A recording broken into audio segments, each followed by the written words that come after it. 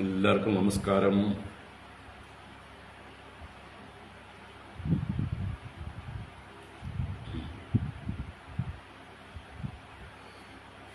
Fan speed കൂടി വരുന്നുണ്ട്.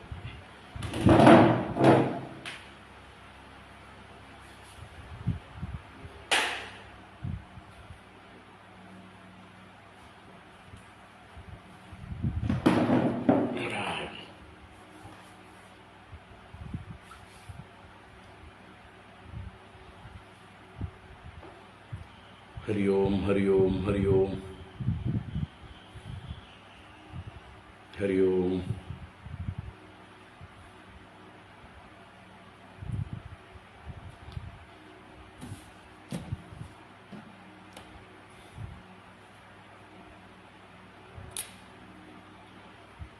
ഹരി ഓം. നമസ്കാരം. എല്ലാവർക്കും നമസ്കാരം.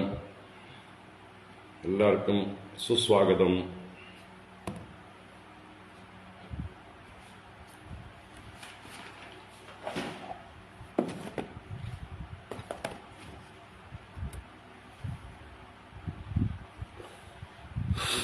സുസ്വാഗതം, സുസ്വാഗതം.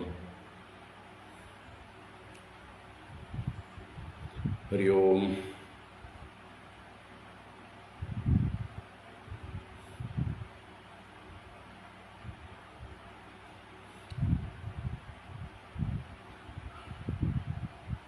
ഓം ഓം നമോ ഭഗവതേ വാസുദേവായ. ഓം നമോ ഭഗവതേ വാസുദേവായ. ഓം നമോ ഭഗവതേ വാസുദേവായ. നാരായണ.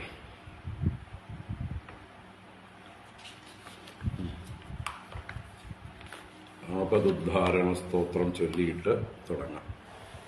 ഇതൊക്കെ എല്ലാവരും വരട്ടെ.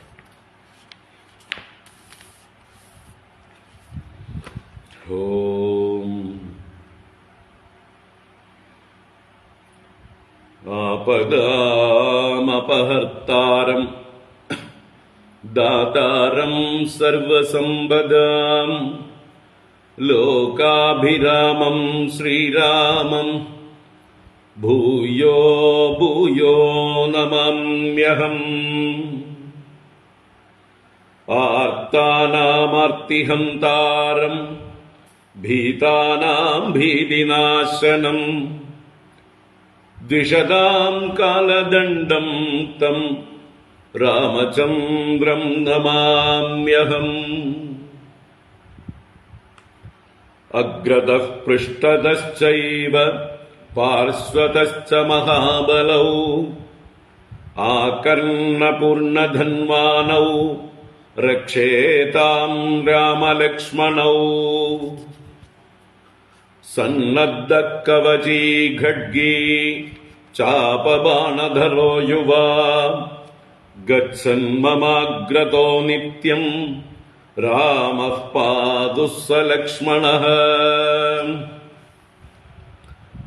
നമഃ കോദണ്ഡഹസ്തായ സന്ധീകൃതശരായ ച ഗണ്ഡിതാഖിലദൈത്യായ രാമായാപന്നിവാരിണേ. രാമായ രാമഭദ്രായ രാമചന്ദ്രായ വേദസേ രഘുനാഥായ നാഥായ സീതായാഃ പതയേ നമഃ. അച്യുതാനന്ദ ഗോവിന്ദ നാമോച്ചാരണ ഭേഷജാത് നശ്യന്തി സകലാരോഗാഃ സത്യം സത്യം വദാമ്യഹം. അച്യുതാനന്ദ ഗോവിന്ദ വിഷ്ണോ നാരായണാമൃത രോഗാന്മേ നാശയാശേഷാൻ ആശുധന്വന്തരേ ഹരേ. അച്യുതാനന്ദ ഗോവിന്ദ വിഷ്ണോ ധന്വന്തരേ ഹരേ. വാസുദേവാഖിലാനസ്യ രോഗാന്നാശയ നാശയ.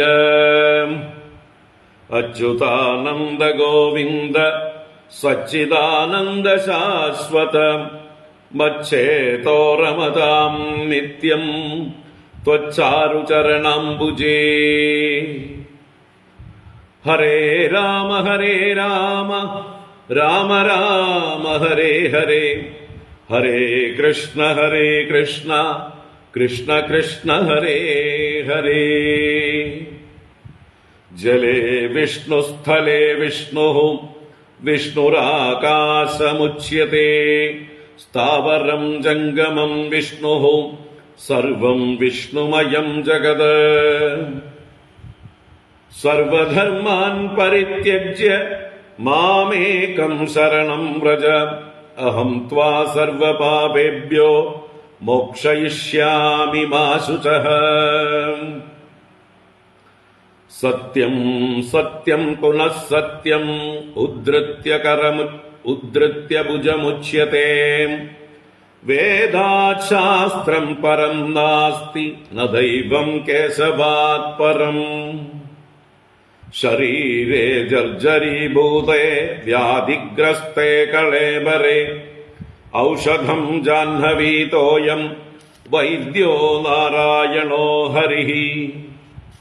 आलोड्य सर्वशास्त्राणि विचार्य च पुनः पुनः, इदमेकं सुनिष्पन्नं ध्येयो नारायणो हरिः। कायेन वाचा मनसेन्द्रियैर्वा बुद्ध्यात्मना वा प्रकृते स्वभावात् करोमि यद्यत् सकलं परस्मै नारायणायेति समर्पयामि।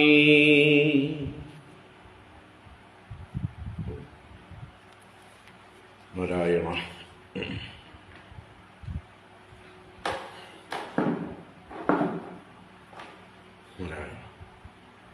ഹരി ഓം.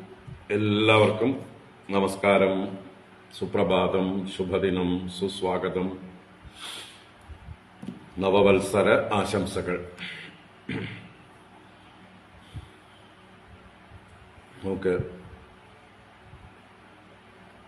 ഭാഗവത ജ്ഞാനഗംഗ തുടരാം. ഭാഗവത ജ്ഞാനഗംഗയിൽ ദശമസ്കന്ധം ആരംഭിക്കുകയാണ്. ആ ദശമസ്കന്ധത്തിന് നമ്മൾ കൊടുക്കുന്നൊരു സ്പെഷ്യൽ ടൈറ്റിലാണ് ശ്രീകൃഷ്ണ ലീലാമൃതം എന്ന്. അല്ലാതെ ഭാഗവത ജ്ഞാനഗംഗയുടെ ഭാഗമല്ലാതെയല്ല, ഭാഗവത ജ്ഞാനഗംഗയുടെ ഭാഗം തന്നെയാണ്. എങ്കിലും ദശമസ്കന്ധം സ്പെഷ്യൽ, അതിനൊരു വിശേഷ പേര് ശ്രീകൃഷ്ണ ലീലാമൃതം.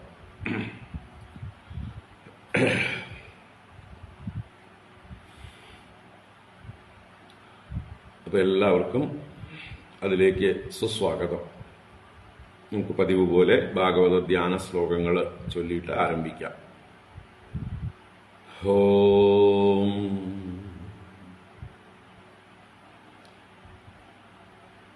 ശുക്ലാംബരധരം വിഷ്ണും ശശിവർണം ചതുർഭുജം പ്രസന്നവദനം ധ്യായേത് സർവവിഘ്നോപശാന്തയേ. ഗുരവേ സർവലോകാനാം വിഷജേ ഭവരോഗിണാം നിധയേ സർവവിദ്യാനാം ദക്ഷിണാമൂർത്തയേ നമഃ.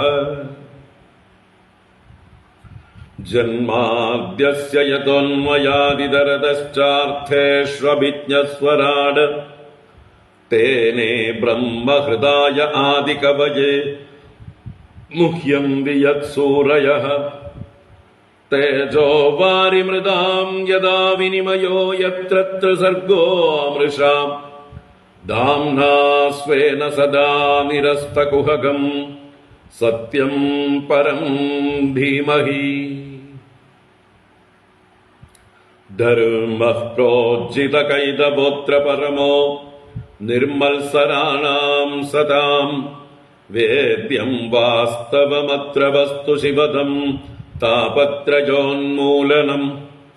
ശ്രീമദ്ഭാഗവതേ മഹാമുനികൃതേ കിം വാ പരൈരീശ്വരഃ സദ്യോ ഹൃദ്യവരുധ്യതേത്ര കൃതിഭിഃ ശുശ്രൂഷുഭിസ്തൽക്ഷണാത്.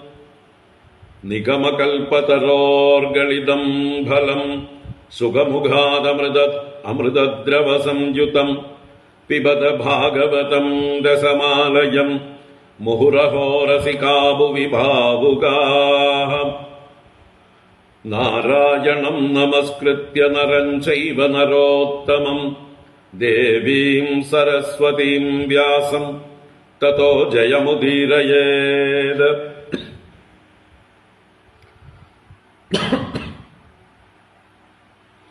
യം പ്രവ്രജന്തമനുപേതമപേതകൃത്യം ദ്വൈപായനോ വിരഹകാതര ആജുഹാവ.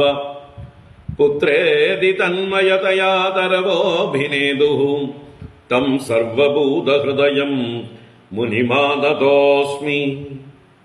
യസ്വാനുഭാവമഖിലശ്രുതിസാരമേകം അധ്യാത്മദീപമതിതിദീർഷദാം തമോന്തം സംസാരിണാം കരുണയാഃ പുരാണഗുഹ്യം തം വ്യാസസൂനുമുപയാമി ഗുരും മുനീനാം.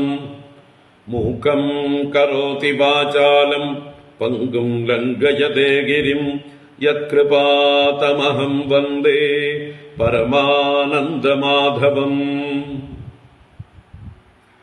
യം ബ്രഹ്മാ വരുണേന്ദ്രരുദ്രമരുതഃ സ്തുന്വന്തി ദിവ്യൈസ്തവൈഃ വേദൈഃ സാംഗപദക്രമോപനിഷദൈഃ ഗായന്തി യം സാമഗാഃ.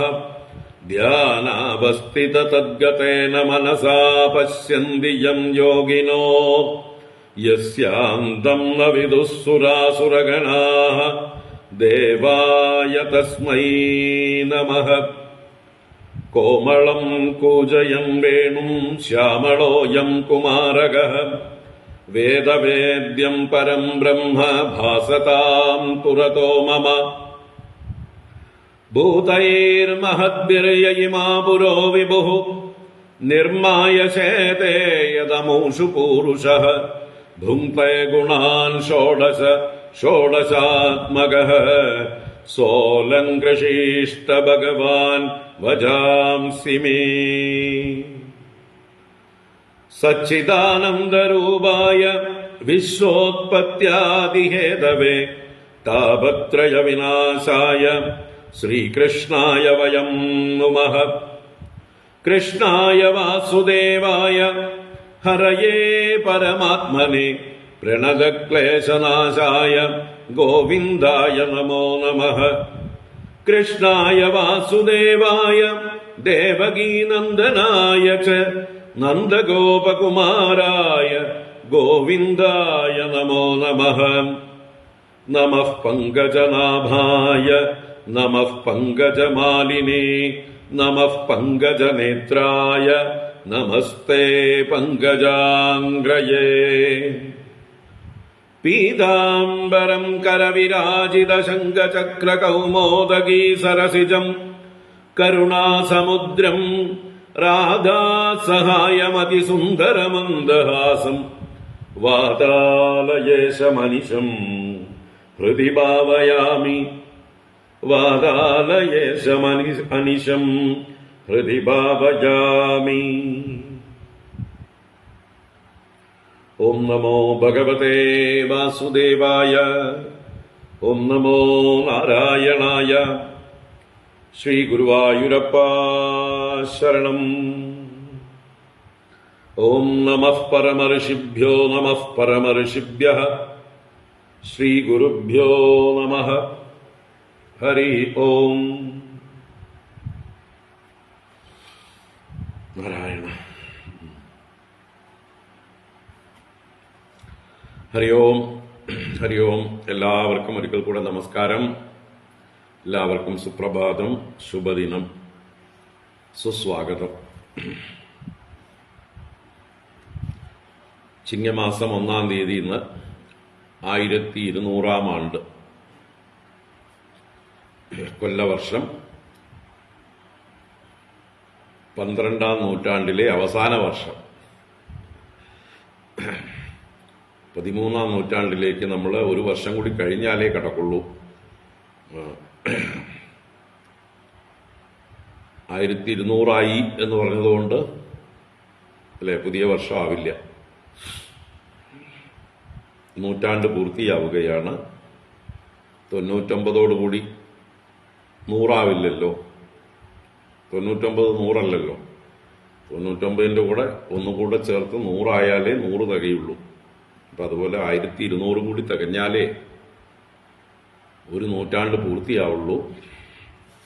പലരും ഇത് പുതിയ നൂറ്റാണ്ടായിട്ട് 13ാം നൂറ്റാണ്ടായിട്ട് കണക്കാക്കി പോസ്റ്റുകൾ ഇടുന്നുണ്ട്. ഞാനും ആലോചിക്കാതെ രാവിലെ അങ്ങനെ ഒരു കമന്റ് ഇട്ടിരുന്നു. അത് പിൻവലിച്ചു. അത് വേണ്ട പോലെ ആലോചിക്കാതെ ചെയ്തതാണ്. 1199 കഴിഞ്ഞിട്ടുള്ളൂ. 1200 കഴിയുമ്പോഴേ 100 തികയുള്ളൂ. 12 സെഞ്ചുറികൾ കഴിയുള്ളൂ. 12 സെഞ്ചുറി കഴിഞ്ഞിട്ട് വേണ്ടേ 13ാമത്തെ സെഞ്ചുറിയിലേക്ക് കിടക്കാൻ. അപ്പോൾ ഒരു വർഷം കൂടി കാത്തിരിക്കാം നമുക്ക് അടുത്ത നൂറ്റാണ്ടിലേക്ക്. എല്ലാവർക്കും ആയുസ് ഉണ്ടാവട്ടെ.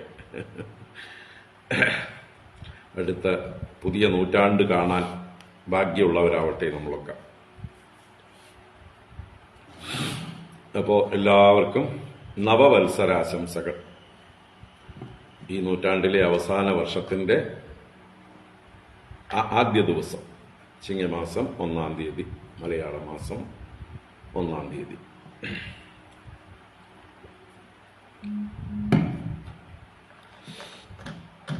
കർക്കിടകത്തിന്റെ പഞ്ഞമെല്ലാം അവസാനിച്ച് ഐശ്വര്യത്തിന്റെ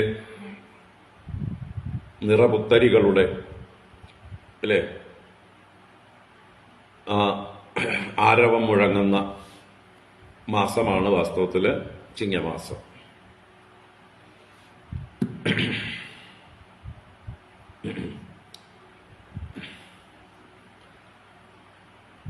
അപ്പോ എല്ലായിടത്തും എന്താ പറയുക, കൃഷി ചെയ്യുന്നവരൊക്കെ ഉണ്ടെങ്കിൽ, പലരും ബാക്കിയുണ്ടെങ്കിൽ വിളവെടുപ്പിന്റെ കാലം ആരംഭിക്കുകയാണ്. അതിന്റെ നിറവുണ്ടാവട്ടെ എല്ലായിടത്തും. നിറയോ നിറ, പൊലിയോ പൊലി. എല്ലാ ഗൃഹങ്ങളും ഐശ്വര്യപൂർണമാകട്ടെ. നമ്മുടെ ക്ഷേത്രങ്ങളും നമ്മുടെ ആശ്രമങ്ങളും മറ്റ് സ്ഥാപനങ്ങളും എല്ലാം ഐശ്വര്യമുള്ളതായി മാറട്ടെ എന്ന് ഈ സന്ദർഭത്തിൽ ആശംസിക്കുകയാണ്. ഈ മാസത്തിലാണ് നമ്മൾ ഭഗവാന്റെ ജയന്തി, ശ്രീകൃഷ്ണ ജയന്തി ആഘോഷിക്കുന്നത്. അതേപോലെ തന്നെ ഓണം വരുന്നു, വാമന ജയന്തി. വളരെ വിശേഷപ്പെട്ട ദിവസങ്ങൾ വരികയാണ്. എല്ലാറ്റിനുമുള്ള തയ്യാറെടുപ്പ് നമ്മൾ ആരംഭിച്ചു കഴിഞ്ഞു. അപ്പോൾ കർക്കിടക മാസം രാമായണ മാസമായിട്ട് 32 ദിവസം രാമഭക്തിയിൽ ആറാടി ശ്രീരാമ കഥകൾ പാരായണം ചെയ്ത് ശ്രീരാമ കീർത്തനങ്ങൾ പാടി ഹനുമാൻ സ്വാമിയെ സ്തുതിച്ച് അന്ധക്കരണ ശുദ്ധി വരുത്തി. അങ്ങനെ ശുദ്ധമായ അന്ധക്കരണത്തിൽ ഇനി ഭഗവാൻ അവതരിക്കുകയാണ്, അല്ലെ? ഭഗവാൻ അവതരിക്കാറായി. അതാണ് ചിങ്ങമാസത്തിൽ നമ്മൾ ഇനിയിപ്പോ കൃഷ്ണ അവതാരത്തിനുള്ള, ശ്രീകൃഷ്ണ ജയന്തിക്കുള്ള ഒരുക്കം. പ്രകൃതി ഒരുങ്ങുന്നത് പോലെ തന്നെ നമ്മുടെ ഓരോരുത്തരുടെയും മനസ്സും ഒരുങ്ങുകയാണ്, ഹൃദയങ്ങൾ ഒരുങ്ങുകയാണ്. ഇപ്പൊ നമ്മുടെ ഭാഗവത ജ്ഞാനഗംഗ കർക്കിടക മാസം നവമസ്കന്ധം പൂർത്തിയായപ്പോൾ നിർത്തിവെച്ചതാണ്. ദശമസ്കന്ധം ശ്രീകൃഷ്ണ ലീലാമൃതം ചിങ്ങമാസം ആരംഭിച്ച് തുടങ്ങാം എന്ന് കരുതിയിട്ട്. ശ്രീകൃഷ്ണ ജയന്തി ദിവസം കൃഷ്ണാവതാരം വരുന്നത് പോലെ ഒന്ന് പ്ലാൻ ചെയ്യണം നമുക്ക്. ആ രീതിയിൽ, അല്ലേ? ഓഗസ്റ്റ് 26-നാണ് കൃഷ്ണാവതാരം വരുന്നത്. അപ്പോഴേക്കും നമുക്ക് കൃഷ്ണാവതാര ഭാഗം വായിക്കുന്ന രീതിയിലേക്ക് നമ്മുടെ ജ്ഞാനഗംഗയെ നമുക്ക് പ്രവഹിപ്പിക്കാം. അപ്പോൾ നമ്മൾ ഇന്ന് തുടങ്ങി വെക്കുന്നു. എല്ലാവർക്കും എന്താ പറയുക, തിരിച്ച് ജ്ഞാനഗംഗയിലേക്ക് സുസ്വാഗതം. അക്ഷമരായി കാത്തിരിക്കുകയായിരുന്നു.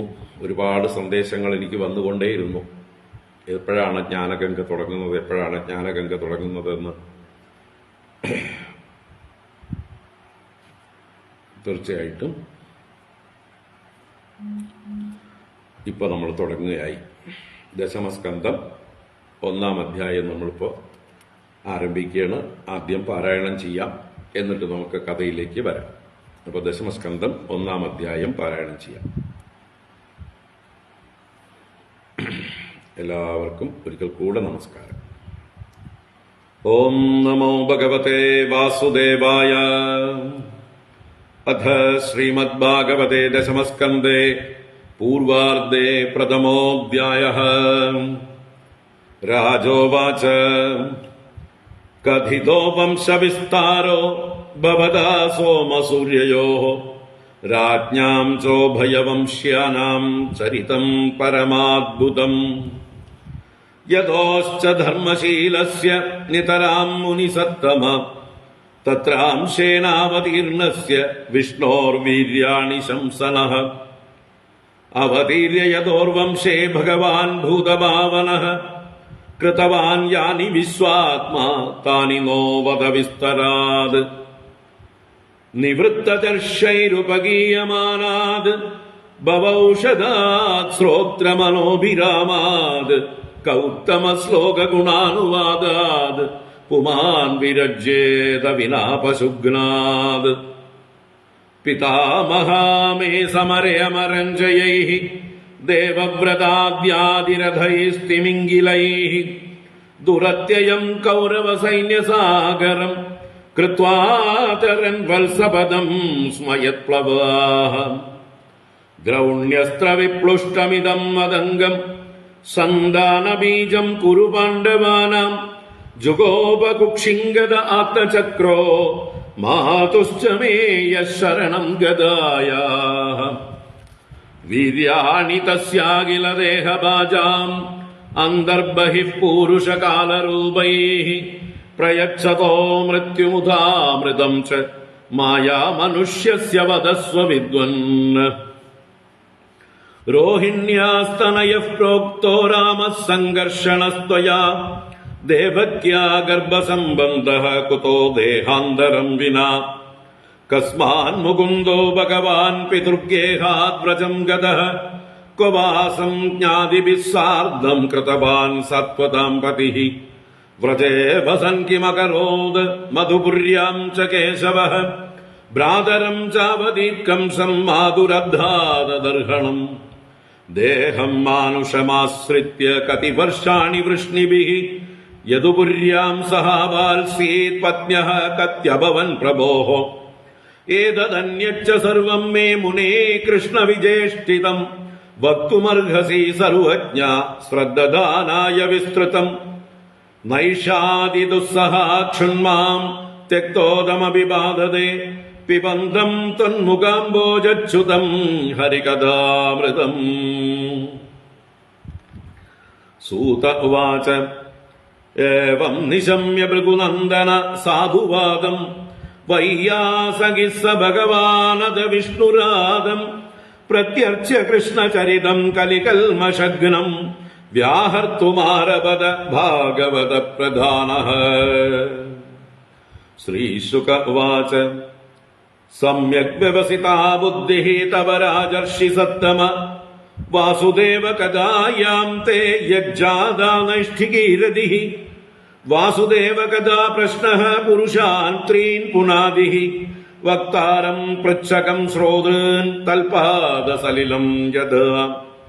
ഭൂമിർദൃപ്ത നൃപവ്യാജ ദൈത്യാനീകശതായുധൈഃ ആക്രാന്താ ഭൂരിഭാരേണ ബ്രഹ്മാണം ശരണം യയൗ. ഗൗർഭൂത്വാശ്രുമുഖീ ഖിന്നാക്രന്ദന്തി കരുണം വിഭോഃ ഉപസ്ഥിതാം ദിയേ തസ്മൈ വ്യസനം സ്വം അവോചത. ബ്രഹ്മാ തതുപധാര്യാദ സഹ ദേവൈസ്തയാ സഹ ജഗാമ സത്രിനയനഃ തീരം ക്ഷീരപയോനിധേഃ. തത്ര ഗത്വാ ജഗന്നാഥം ദേവദേവം വൃഷാകപിം പുരുഷം പുരുഷസൂക്തേന ഉപദസ്ഥേ സമാഹിതഃ. ഗിരം സമാദൗ ഗഗനെ സമീരിതാം നിശമ്യ വേദാഃ ത്രിദശാനുവാചഃ. ഗാം പൗരുഷീം മേ ശൃണുതാമരാ പുനഃ വിധീയതാം ആശു തഥൈവമാചിരം പുരൈവ പുംസാവതൃതോദരാജ്വരോ ഭവദ്ഭിരംശൈര്യദുഷൂപജന്യതാം സ്വയാവദുർവ്യാഭരമീശ്വരേശ്വരഃ സ്വകാലശക്ത്യാ ക്ഷഭയം ചരേദ്ഭുവി വസുദേവഗൃഹേ സാക്ഷാൽ ഭഗവാൻ പുരുഷഃ പരഃ ജനിഷ്യത്തെ തൽപ്രിയാർത്ഥം സംഭവന്തു സുരസ്ത്രിയഃ വാസുദേവകലാനന്ദഃ സഹസ്രവദനസ്വരാട് അഗ്രതോ ഭവിതാ ദേവോ ഹരേഃ പ്രിയചികീർഷയാ വിഷ്ണോർമായാ ഭഗവതി യയാ സമ്മോഹിതം ജഗത് ആദിഷ്ടാ പ്രഭുണാംശേന കാര്യാർത്ഥേ സംഭവിഷ്യതി.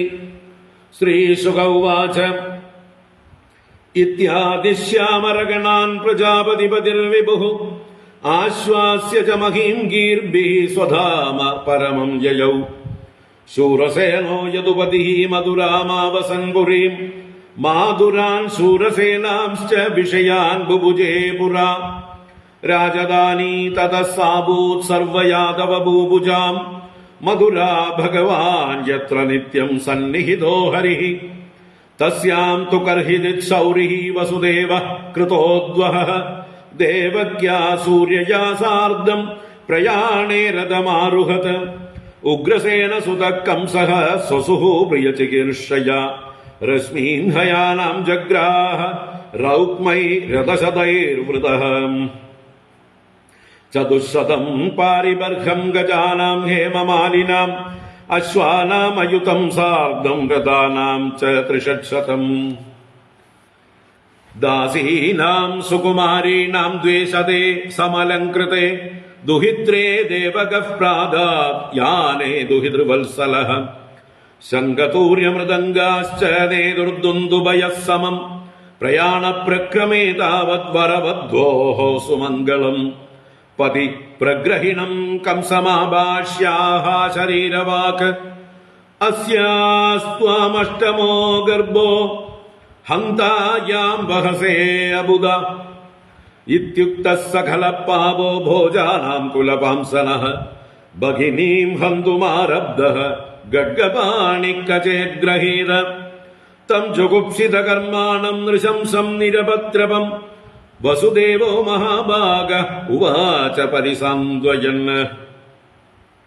വസുദേവ ഉവാച ശ്ലാഘനീയഗുണഃ ശൂരൈർഭവാൻ ഭോജയശസ്കരഃ സ കഥം ഭഗിനീം ഹന്യാത് സ്ത്രിയം ഉദ്വാഹ പർവണി മൃത്യുർജന്മവതാം വീരദേഹേന സഹ ജായത്തെ അദ്യവാബ്ദശതാം ദേവാ മൃത്യുർവൈ പ്രാണിനാം ധ്രുവഃ ദേഹേ പഞ്ചത്വമാപന്നേ ദേഹി കർമാനുഗോവശഃ ദേഹാന്തരമനുപ്രാപ്യ പ്രാക്തനം ത്യജതേ വപുഃ വ്രജൻ തിഷ്ഠൻ പദൈകേന യഥൈവേഗേന ഗച്ഛതി യഥാ തൃണജളൂകൈവം ദേഹി കർമ്മഗതിം ഗതഃ സ്വപ്നേ യഥാ പശ്യതി ദേഹമീദൃശം മനോരഥേനാഭിനിവിഷ്ടചേതനഃ ദൃഷ്ടശ്രുതാഭ്യാ മനസാനുചിന്തയൻ പ്രപദ്യത്തെ തത്കിമപി ഹ്യപസ്മൃതിഃ യതോ യതോ ധാവതി ദൈവചോദിതം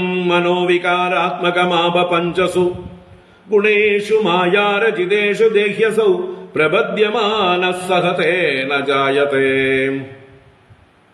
ജ്യോതിര്യതൈവോദക പാർത്ഥിവേശ്വതഃ സമീരവേഗാനുഗതം വിഭാവ്യത്തെ ഏവം സ്വമായാരചിതേഷസൗ പുമാൻ ഗുണേഷു രാഗാനുഗതോ വിമുഹ്യതി തസ്മാന്ന കസ്യചിദ്രോഹമാചരേത് സ തഥാവിദഃ ആത്മനക്ഷേമമന്വിച്ഛൻ ദ്രോഗ്ദുർവൈ പരതോ ഭയം ഏഷാ തവാനുജാ ബാലാ കൃപണാ പുത്രികോ മമ ഹന്തും നാർഹസി കല്യാണീം ഇമാം ത്വം ദീനവത്സലഃ. ശ്രീശുക ഉവാച ഏവം സസ്സാമഭിർഭേദൈഃ ബോധ്യമാനോപി ദാരുണഃ നന്യവർത്തത കൗരവ്യ പുരുഷാദാൻ അനുവ്രതഃ നിർബന്ധം തസ്യ തം ജ്ഞാത്വാ വിചിന്യാനഗദുന്ദുഭിഃ പ്രാപ്തം കാലം പ്രതിവ്യോഢും ഇദം തത്രാന്വപദ്യത മൃത്യുർബുദ്ധിമതാബോഹ്യോ യാവത് ബുദ്ധിബലോദയം യദ്യസൗ ന നിവർത്തേത നാപരാധോസ്തി ദേഹിനഃ പ്രജായ മൃത്യവേ പുത്രാൻ മോചയേ കൃപണാമിമാം സുതാമേ യതി ജായേരൻ മൃത്യുർവാന മ്രിയേത ചേത വിപര്യോ വാ കിം ന സ്യാദ് ഗതിർദാതുർദുരത്യയാ ഉപസ്ഥിതോ നിവർത്തേത നിവൃത്തഃ പുനരാപതേത് അഗ്നേർയദാ ദാരുവിയോഗയോഗയോഃ അദൃഷ്ടതോന്യന്ന നിമിത്തമസ്തി ഏവം ഹി ജന്തോരപി ദുർവിഭാവ്യഃ ശരീരസംയോഗവിയോഗഹേതുഃ ഏവം വിമൃശ്യതം പാപം യാവദാത്മനിദർശനം പൂജയാമാസ വൈ ശൗരിഃ ബഹുമാനപുരസ്സരം പ്രസന്നവദനാംബോജോ നൃശംസം നിരപദ്രവം മനസാ ദൂയമാനേന വിഹസന്നിതമബ്രവീത് വസുദേവ ഉവാച ന ഹ്യസ്യാസ്തേ ഭയം സൗമ്യ യദ്വാഗാഃ ശരീരിണി പുത്രാൻ സമർപ്പയിഷ്യേ യസ്യാഃ യതസ്തേ ഭയമുത്ഥിതം. ശ്രീശുക ഉവാച സ്വസുർവദാന്നിവവൃതേ കംസസ്തദ്വാക്യസാരവിത് വസുദേവോപി തം പ്രീതഃ പ്രശസ്യ പ്രാവിശദ്ഗൃഹം. അത കാല ഉപാവൃത്തെ ദേവകീ സർവദേവതാ പുത്രാൻ പ്രസുഷുവേ ചാഷ്ടൗ കന്യാം ചൈവാനുവത്സരം. കീർത്തിമന്തം പ്രഥമജം കംസായാനകദുന്ദുഭിഃ അർപ്പയാമാസ കൃച്ഛ്രേണ സോ അനൃതാത് അതിവിഹ്വലഃ. കിം ദുസ്സഹം नु സാധൂനാം വിദുഷാം കിം അപേക്ഷിതം കിം അകാര്യം കദര്യാണാം ദുസ്ത്യജം കിം ധൃതാത്മനാം. ദൃഷ്ട്വാ സമത്വം തച്ഛൗരേഃ സത്യേ ചൈവ വ്യവസ്ഥിതിം കംസസ്തുഷ്ടമനാ രാജൻ പ്രഹസന്നിതമബ്രവീത്. പ്രതിയാതു കുമാരോയം ന ഹ്യസ്മാദസ്തി മേ ഭയം അഷ്ടമാദ്യുവയോദ്ഗർഭാത് മൃത്യുർമേ വിഹിതഃ കില. തതേതി സുതമാദായ യയൗ ആനകദുന്ദുഭിഃ നാഭ്യനന്ദത്തദ്വാക്യം അസതോ അവിജിതാത്മനഃ. നന്ദാദ്യായേ വ്രജേ ഗോപായാശ്ചാമീഷാം ച യോഷിതഃ വൃഷ്ണയോ വസുദേവാദ്യാ ദേവക്യാദ്യാ യദുസ്ത്രിയഃ സർവേ വൈ ദേവതാ പ്രായാ ഉഭയോരഭിഭാരക ജ്ഞാതയോ ബന്ധുസുഹൃദോ യേ ച കംസമനുവ്രതാഃ. ഏതത് കംസായ ഭഗവാൻ ശംസാഭ്യേത്യ നാരദഃ ഭൂമേർഭാരായമാണാനാം ദൈത്യാനാം ച വധോദ്യമം ഋഷേർവിനിർഗമേ കംസോ യദോന്മത്വാസുരാനിധി ദേവക്യാ ഗർഭസംഭൂതം വിഷ്ണും ച സ്വവധം പ്രതി ദേവകീം വസുദേവം ച നിഗൃഹ്യ നികടൈർഗൃഹേ ജാതം അഹൻ പുത്രം തയോരജനശങ്കയാ മാതരം പിതരം ഭ്രാതॄൻ സർവാംശ്ച സുഹൃദസ്തദാ ഗ്രന്ഥിഹ്യസുതൃപോ ലുബ്ധാ രാജാനഃ പ്രായശോ ഭുവി ആത്മാനമിഹ സഞ്ജാതം ജാനൻ പ്രാഗ് വിഷ്ണുനാഹതം മഹാസുരം കാലനേമിം യദുഭിഃ സവരുദ്യത ഉഗ്രസേനം ച പിതരം യദുഭോജാന്തകാധിപം സ്വയം നിഗൃഹ്യ ബുഭുജേ ശൂരസേനാൻ മഹാബലഃ. ഹരി ഓം. ഇതി ശ്രീമദ്ഭാഗവതേ മഹാപുരാണേ പാരമഹംസ്യാം സംഹിതായാം ദശമസ്കന്ധേ പൂർവാർദ്ധേ ശ്രീകൃഷ്ണ അവതാര ഉപക്രമേ പ്രഥമോऽധ്യായഃ. സർവത്ര ഗോവിന്ദനാമ സങ്കീർത്തനം. ഗോവിന്ദ ഗോവിന്ദ. നാരായണാഖില ഗുരോ ഭഗവൻ നമസ്തേ. നാരായണാഖില ഗുരോ ഭഗവൻ നമസ്തേ. നാരായണാഖില ഗുരോ ഭഗവൻ നമസ്തേ.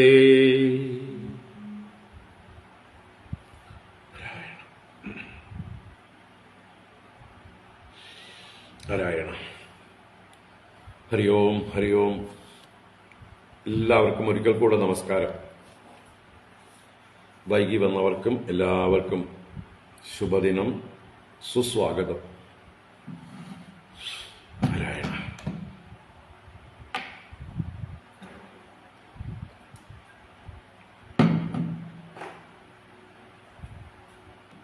നാരായണ.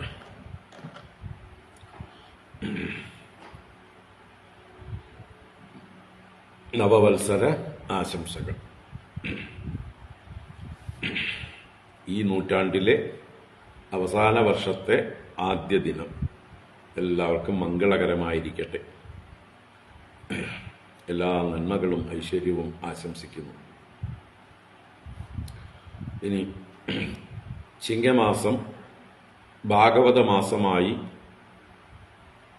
എല്ലാവരും ആചരിക്കാനായിക്കൊണ്ടുള്ള ഒരു പ്രചരണം നടന്നു വരുന്നു സജ്ജനങ്ങളുടെ ഇടയിൽ. ഇത് മുമ്പേ തന്നെ ഉണ്ട്. ഭൂമാനന്ദ സ്വാമികളൊക്കെ പണ്ടേ പറഞ്ഞു വരുന്നതാണ്. കർക്കിടക മാസം രാമായണ മാസമായി ആചരിച്ചു കഴിയുമ്പോൾ ചിങ്ങമാസം ഭാഗവത മാസമായി ആചരിക്കണം എന്ന് പല മഹാത്മാക്കളും മുമ്പേ തന്നെ ആവശ്യപ്പെട്ടിട്ടുണ്ട്.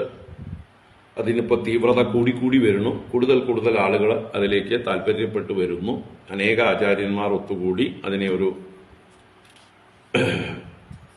നല്ല രീതിയിൽ പ്രചാരണം കൊടുത്ത് കർക്കിടക മാസം എങ്ങനെയാണോ ഇപ്പോൾ ലോകം മുഴുവനുള്ള മലയാളികൾ രാമായണ മാസമായി ഏറ്റെടുത്തിരിക്കുന്നത്, അതുപോലെ എല്ലാവരിലും ഭാഗവതത്തിൽ പ്രേമമുണ്ടാകാൻ, ഭാഗവതത്തോട് ശ്രദ്ധയുണ്ടാവാനായിട്ട് ചിങ്ങമാസത്തെ ഭാഗവത മാസമായും ആചരിക്കണമെന്ന് തീരുമാനിച്ച് പ്രവർത്തിക്കുന്നു. ഇന്ന് പാലക്കാട് നമ്മുടെ അടുത്ത് തന്നെ ചിറ്റൂരിൽ വെച്ചൊരു പരിപാടിയുണ്ട് ഇതിനെ സംബന്ധിച്ച്. എന്നെയും ക്ഷണിച്ചിരുന്നു. മറ്റു പല ആചാര്യന്മാരും ഉള്ളതുകൊണ്ട് ഞാൻ അതിലേക്ക് പോയില്ല. കാരണം എന്താ വെച്ചാൽ നമ്മുടെ ഇത് മെനക്കെട്ട് പോകും, നമ്മുടെ പരിപാടി മുടങ്ങിപ്പോകും. അവിടെ പിന്നെയും ധാരാളം ആചാര്യന്മാർ ഉണ്ട്. നമ്മളില്ലെങ്കിലും കാര്യം നടക്കും. ഇവിടെ നമ്മളില്ലെങ്കിൽ കാര്യം നടക്കില്ല. പിന്നെ നമ്മൾ എപ്പോഴും ഭാഗവതത്തിൽ മുഴുകിയിരിക്കുന്ന ആൾക്കാരാണ്, അല്ലേ? നമുക്ക് ഇനി ഒരു പ്രത്യേക മാസത്തിന്റെ ആവശ്യമുണ്ടോ?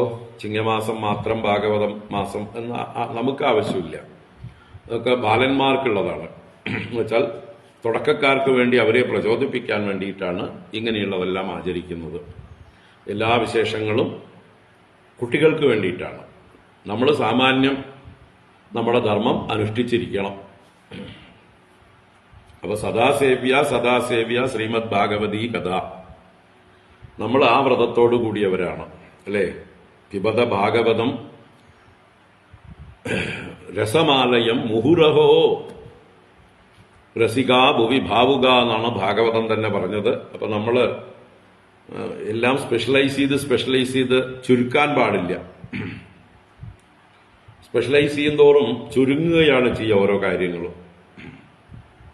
ഇപ്പൊ തന്നെ ആളുകളുടെ ഇടയിൽ കർക്കിടക മാസം എന്ന് പറഞ്ഞാൽ രാമായണ മാസം എന്നുള്ളൊരു ബോധം ഉണ്ടായിട്ട് കർക്കിടകം കഴിഞ്ഞാൽ രാമായണം വായിക്കാൻ പാടില്ല എന്നുള്ള രീതിയായിട്ടുണ്ട്.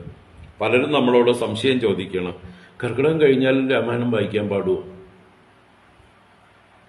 അപ്പൊ ഇതാണ് തെറ്റിദ്ധാരണകൾ ഉണ്ടാക്കും.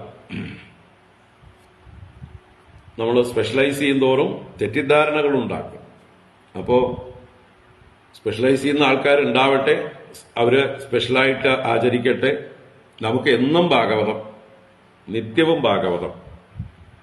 കായേന വാച മനസേന്ദ്രിയർവ ബുദ്ധ്യാത്മനാവ പ്രകൃതേ സ്വഭാവാത് കരോമി യദ്യത് സകലം പരസ്മൈ നാരായണായേതി സമർപ്പയാമി എന്ന് നിത്യവും നമ്മൾ ഒരു നേരമെങ്കിലും ഒരു പ്രാവശ്യമെങ്കിലും ചൊല്ലുന്നുണ്ടെങ്കിൽ നമ്മൾ ഭാഗവത ധർമ്മം ഓർമ്മിക്കുന്നവരാണ്, ഭാഗവതത്തെ സ്മരിക്കുന്നവരാണ്. അപ്പൊ അതുകൊണ്ട് നമുക്ക് എന്നും ഭാഗവതമായിട്ട് ആഘോഷിക്കാം. എന്നും ഭാഗവത മാസമല്ല, ആയുസ് മുഴുവൻ 7 ദിവസവും, ഒരു മാസമല്ല 12 മാസവും 365 ദിവസം എന്ന് പറഞ്ഞ മാതിരി എല്ലാ ദിവസവും, അതുപോലെ നമ്മുടെ ആയുസ് കഴിയുന്നവരെ ഭാഗവതം.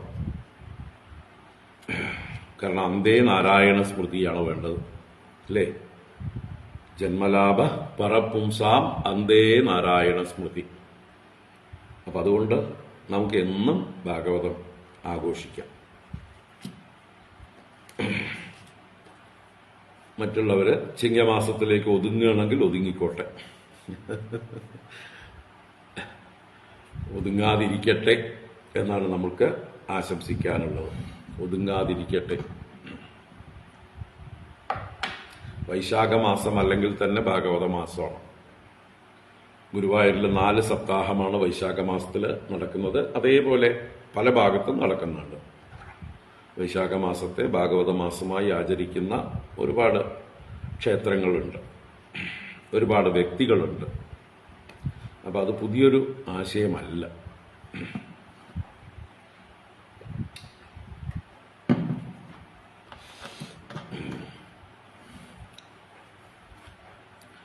ഇരിക്കട്ടെ, നമുക്ക് ഭാഗവത ജ്ഞാനഗംഗയിലേക്ക്, ശ്രീകൃഷ്ണ ലീലാമൃതത്തിലേക്ക് വരാം. നമ്മൾ 2021 വിഷുവോടനുബന്ധിച്ചാണ് ഭാഗവത ജ്ഞാനഗംഗ ആരംഭിച്ചത്. 22, 23, 24 3 വർഷം കഴിഞ്ഞ് 3.5 വർഷം ഏകദേശം ആയിക്കഴിഞ്ഞു. 3.25 വർഷം കഴിഞ്ഞു. 700-ലധികം ക്ലാസ്സുകളും കഴിഞ്ഞു. നവമസ്കന്ധം വരെയുള്ളത് വിശദമായി തന്നെ നമ്മൾ കണ്ടു. യാതൊരു തിരക്കും കൂട്ടാതെ, അല്ലേ, നമുക്ക് ടൈം ബൗണ്ടായിട്ടുള്ള യാതൊരു നിർബന്ധങ്ങളും ഇല്ല. അതുകൊണ്ട് തന്നെ നമ്മൾ വേണ്ടത്ര ആസ്വദിച്ചു, ആവശ്യത്തിന് ആസ്വദിച്ചു. ഇനി ഒരുപാട് പരത്താനും പോയില്ല, അപ്പോൾ ദീർഘിച്ചു പോകും. അപ്പോൾ പിന്നെ ക്ഷമ കുറയും ആളുകൾക്ക്. അപ്പോൾ വേണ്ടത്ര ഒരു വേഗതയിൽ, ആവശ്യത്തിനുള്ള വേഗതയിൽ, ആവശ്യത്തിനെല്ലാം ആസ്വദിച്ചുകൊണ്ട് ഈ നവമസ്കന്ധം വരേക്കും ഉള്ളതായിട്ടുള്ള ഭഗവത് കഥകളെല്ലാം നമ്മൾ വിശദമായി തന്നെ കണ്ടു. അപ്പോൾ ഇനി നമ്മൾ നവമസ്കന്ധം വിശദമായി കാണാൻ ആരംഭിക്കുകയാണ്.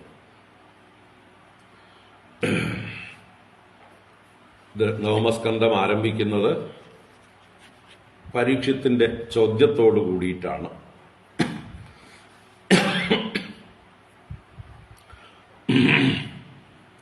അതോടുകൂടി തന്നെ നമുക്കും ആരംഭിക്കാം.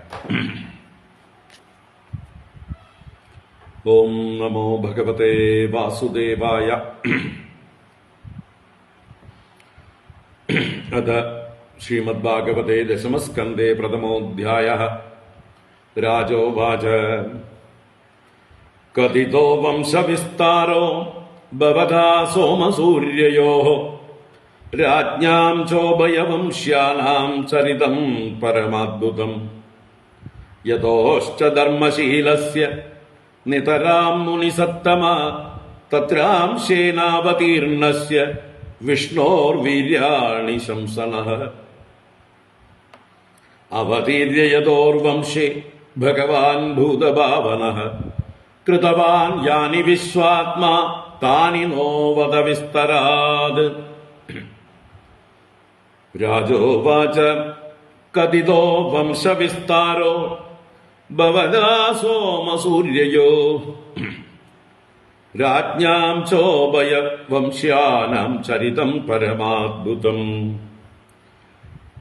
ഞാൻ നവമസ്കന്ധം എന്ന് പറഞ്ഞിട്ടുണ്ടെങ്കിൽ എന്താ പറയുക, അറിയാതെ വരുന്ന സ്പെല്ലിംഗ് മിസ്റ്റേക്സ് ആണ്, ക്ഷമിക്കുക. ദശമസ്കന്ധം തന്നെയാണ്.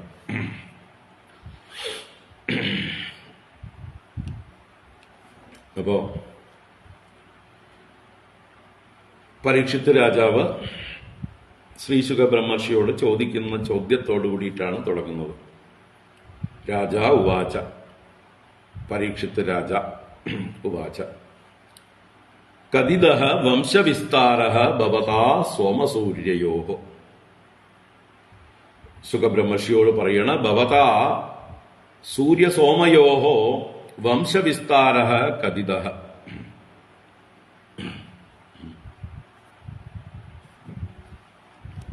നാരായണ.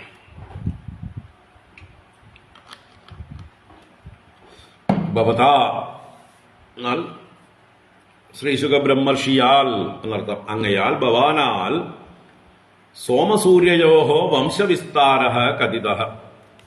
സോമ സൂര്യന്മാരുടെ രണ്ട് ദ്വിവചനമാണ്. സോമസ്യ ച സൂര്യസ്യ ച, രണ്ടും കൂടി ചേർക്കുമ്പോൾ സോമസൂര്യയോഃ ഷഷ്ടി ദ്വിവചനം. അപ്പോ ചന്ദ്രവംശവും സൂര്യവംശവും അങ്ങയാൽ വിസ്തരിച്ച് പറയപ്പെട്ടു. വംശവിസ്താരം എന്ന് പറഞ്ഞാല് ആ വംശത്തിന്റെ പാരമ്പര്യക്രമം,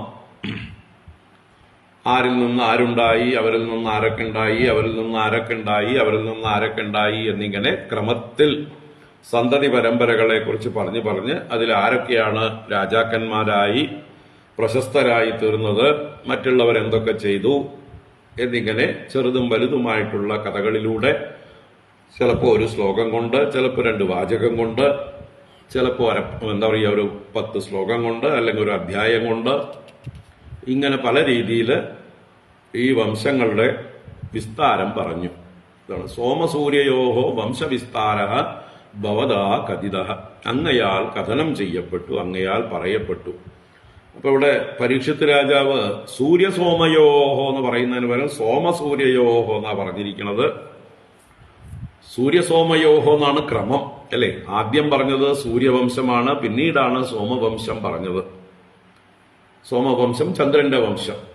അപ്പോ 13-ാം അധ്യായം വരെ സൂര്യവംശം പറഞ്ഞിട്ടാണ് 14-ാം അധ്യായം മുതൽക്കാണ് ചന്ദ്രവംശം പറഞ്ഞത്. ആ ക്രമത്തിലല്ലേ പറയേണ്ടിയിരുന്നത് എന്നാണെങ്കിൽ പരീക്ഷത്തിന്റെ ഉള്ളില് ആ ശ്രീകൃഷ്ണ ഭഗവാൻ നിറഞ്ഞു നിൽക്കുകയാണ്. ആ ശ്രീകൃഷ്ണ ഭഗവാൻ ഏതു വംശത്തിലാണ് ജനിച്ചത്, അതിനാണ് പരീക്ഷിത്ത് മഹാരാജാവിന്റെ ഉള്ളില് ഏറ്റവും പ്രാമുഖ്യം അദ്ദേഹം കൊടുത്തിരിക്കുന്നത്. ആ ഭഗവാന്റെ വംശത്തെ അദ്ദേഹം ആദ്യം എടുത്തു പറഞ്ഞു. ഏറ്റവും പവിത്രമായിട്ടുള്ള ആ വംശമാണ് സോമവംശം. ഭഗവാന്റെ അവതാരം കൊണ്ട്, ശ്രീകൃഷ്ണ ഭഗവാന്റെ ആ പൂർണ്ണ അവതാരം കൊണ്ട് ആ വംശം പവിത്രമായി. അതുകൊണ്ട് ആ സോമവംശത്തെ ആദ്യം പറഞ്ഞു. ഭഗവാൻ തന്നെ വിവിധ അവതാരങ്ങൾ എടുത്ത, അല്ലെങ്കിൽ ശ്രീരാമചന്ദ്ര പ്രഭുവായി അവതരിച്ച ആ സൂര്യവംശത്തെയും പറഞ്ഞു. എന്നിട്ട് പറയണു, രാജ്ഞാം ച ഉഭയവംശ്യാനാം ചരിതം പരമാത്ഭുതം. ഉഭയവംശ്യാനാം രാജ്ഞാം പരമാത്ഭുതം ചരിതം ച. ഉഭയവംശ്യന്മാര് എന്ന് പറഞ്ഞാൽ 2 വംശത്തിലുള്ളതായിട്ടുള്ള സൂര്യസോമ വംശങ്ങളിലെ രാജ്ഞാം ചരിതം, രാജാക്കന്മാരുടെ ചരിതം, പരമാത്ഭുതം. അതിൽ പല ചരിതങ്ങളും അത്ഭുതങ്ങളാണ്. അത്ഭുത ചരിത്രം തന്നെയാണ്. പ്രത്യേകിച്ച് ശ്രീരാമസ്വാമിയുടെ ചരിത്രമാകട്ടെ, ധർമ്മമൂർത്തിയായി ധർമ്മത്തിന് വേണ്ടി ഒരു താപസനെ പോലെ ജീവിച്ച രാമന്റെ ചരിതമാവട്ടെ, അതുപോലെ പരശുരാമ ചരിതമാവട്ടെ, അംബരീഷ ചരിതമാവട്ടെ, മാന്താതി ചരിതമാവട്ടെ, യയാതി ചരിതമാവട്ടെ, പുരൂരവസിന്റെ ചരിതമാവട്ടെ, അല്ലെ? പുരൂരവസ് ദേവസ്ത്രീയായ അപ്സരസായ ഉർവശിയെ വിവാഹം കഴിക്കുന്നത് അത്ഭുതമാണ്. എങ്ങനെയാണ് ഒരു മനുഷ്യൻ അപ്സരസിനെ വിവാഹം കഴിക്കുന്നത്? അപ്പോ ഇങ്ങനെയുള്ള പലതരത്തിലുള്ള അത്ഭുത ചരിത്രങ്ങളാണ്. കാർത്തവീര്യാർജുനെ പോലെ പരാക്രമിയായിരുന്ന ഒരാള് പിന്നീട് പരശുരാമനെ പോലൊരു താപസന്റെ കൈയാൽ മരണപ്പെടുന്നതായിട്ടുള്ള കഥകൾ എല്ലാം അത്ഭുതമാണ്. ശരിക്കും നമ്മൾ മനസ്സിരുത്തി കേട്ടിട്ടുള്ളവർക്കൊന്നും ആ കഥകളൊന്നും മറക്കാനാവില്ല. അപൂർവമായിട്ടുള്ള കഥകളാണ്. പലതും പഠിക്കാനുള്ള കഥകളാണ്. ചില കഥകളിൽ നിന്ന് എങ്ങനെയാണ് മഹാത്മാക്കള് പെരുമാറിയത് എന്ന് കണ്ടുപഠിക്കാനുണ്ട്. ചില കഥകളിൽ നിന്ന് എങ്ങനെ പെരുമാറരുത് എന്ന് ചിലരുടെ പ്രവൃത്തികളിൽ നിന്ന് പഠിക്കാനുണ്ട്. നാരായണ.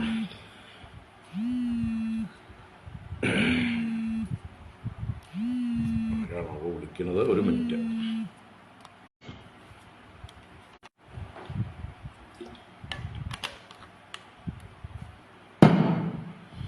നാരായണ.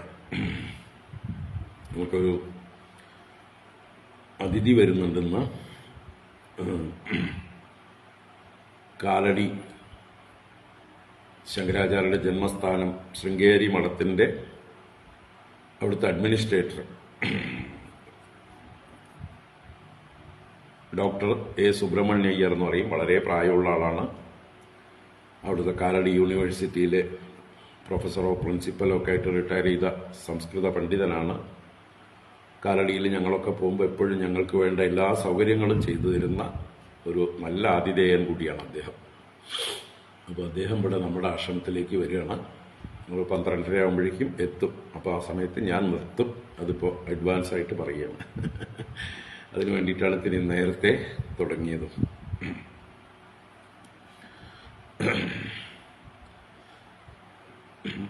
ഇത്രയും പ്രായമുള്ള ഒരാൾ നമ്മുടെ അടുത്തേക്ക് വരണു എന്ന് പറയുന്നത് തന്നെ വലിയ സന്തോഷമുള്ള കാര്യമാണ്. 85 അടുത്ത് പ്രായമുള്ള ആളാണ്, മഹാപണ്ഡിതനാണ്. ശൃംഗേരി ആചാര്യന്മാരെയൊക്കെ സേവിച്ച് ആ ഒരു പുണ്യം ലഭിച്ചിട്ടുള്ള മഹാത്മാവാണ്.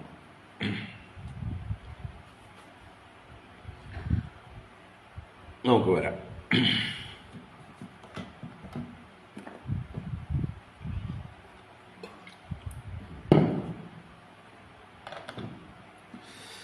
അപ്പോൾ ഉഭയവംശ്യാനാം രാജ്ഞാം പരമാത്ഭുതം ചരിതം,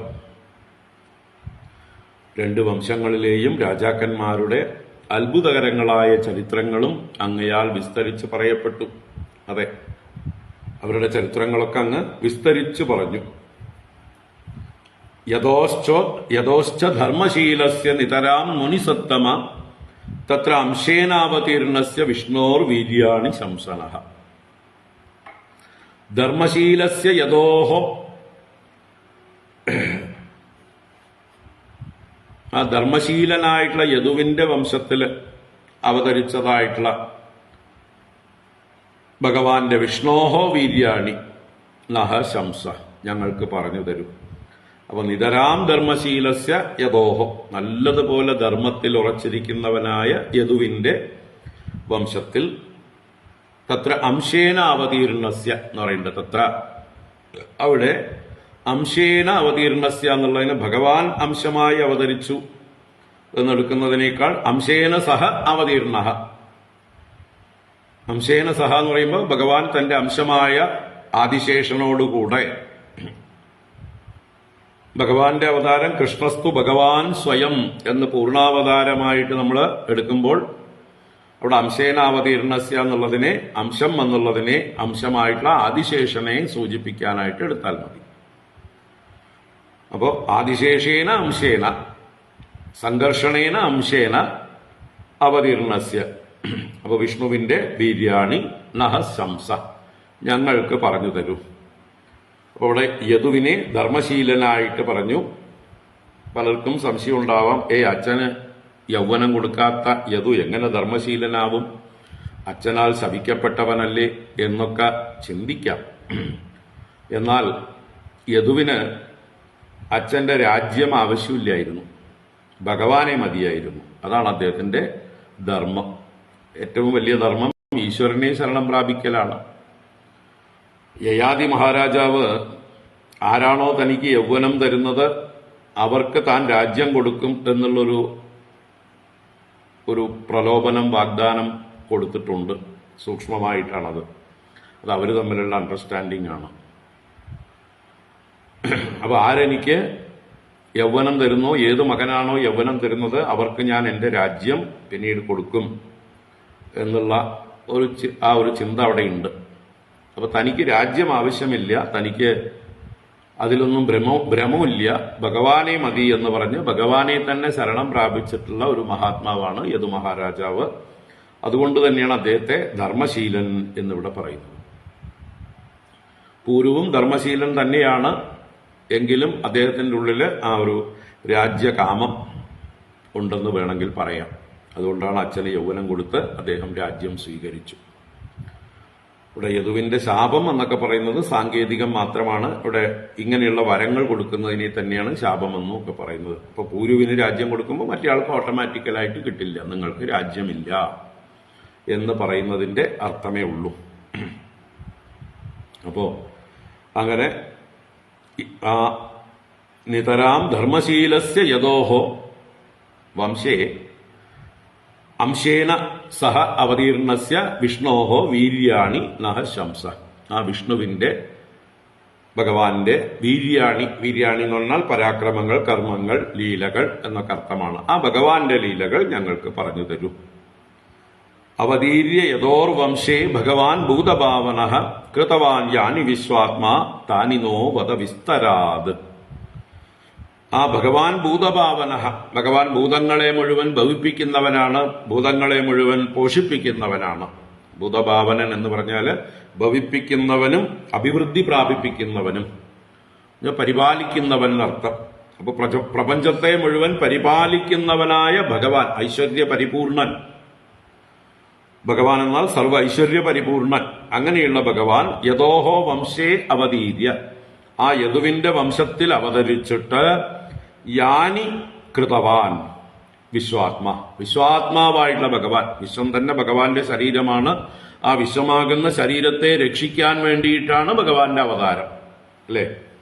വിശ്വമാകുന്ന ശരീരത്തിന് ഏതെങ്കിലും ആപത്തുണ്ടാകുമ്പോഴാണ് ധർമ്മഗ്ലാനി എന്ന് പറയുന്നത്. യഥാ യഥാ ഹി ധർമ്മസ്യ ഗ്ലാനിർഭവതി, അപ്പോഴാണ് ഭഗവാൻ തന്നെ അവിടേക്ക് അവതരിപ്പിക്കുന്നത്.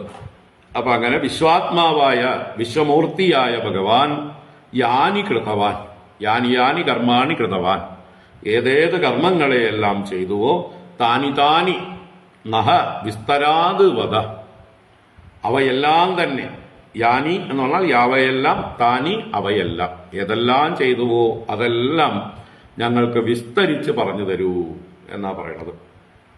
അപ്പോ ഇവിടെ വിസ്തരാത് എന്ന് പറയുന്നത് കൊണ്ട് തന്നെ പൂർവ സ്കന്ധത്തില്, നവമസ്കന്ധത്തിലെ അവസാനം ശ്രീശുക ബ്രഹ്മർഷി ശ്രീകൃഷ്ണ ചരിതം ചുരുക്കി പറഞ്ഞു. അതോടുകൂടി നിർത്തുകയാണോ?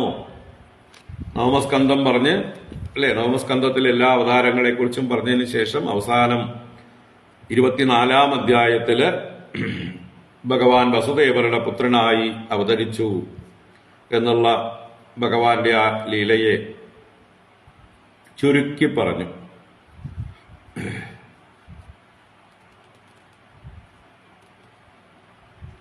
55-ാം ശ്ലോകത്തിലാണ്, 24-ാം അധ്യായത്തില് 55-ാം ശ്ലോകത്തില് ഭഗവാൻ അവതരിച്ചതിനെ കുറിച്ച് പറഞ്ഞ് അതിനെ ചുരുക്കിയിട്ട് പിന്നീടുള്ള ശ്ലോകങ്ങളെ കൊണ്ട് പറഞ്ഞു. അഷ്ടമസ്തു തയോരാസീത് സ്വയമേവ ഹരിക്കില സുഭദ്രാച മഹാഭാഗാ തവ രാജൻ പിതാമഹി.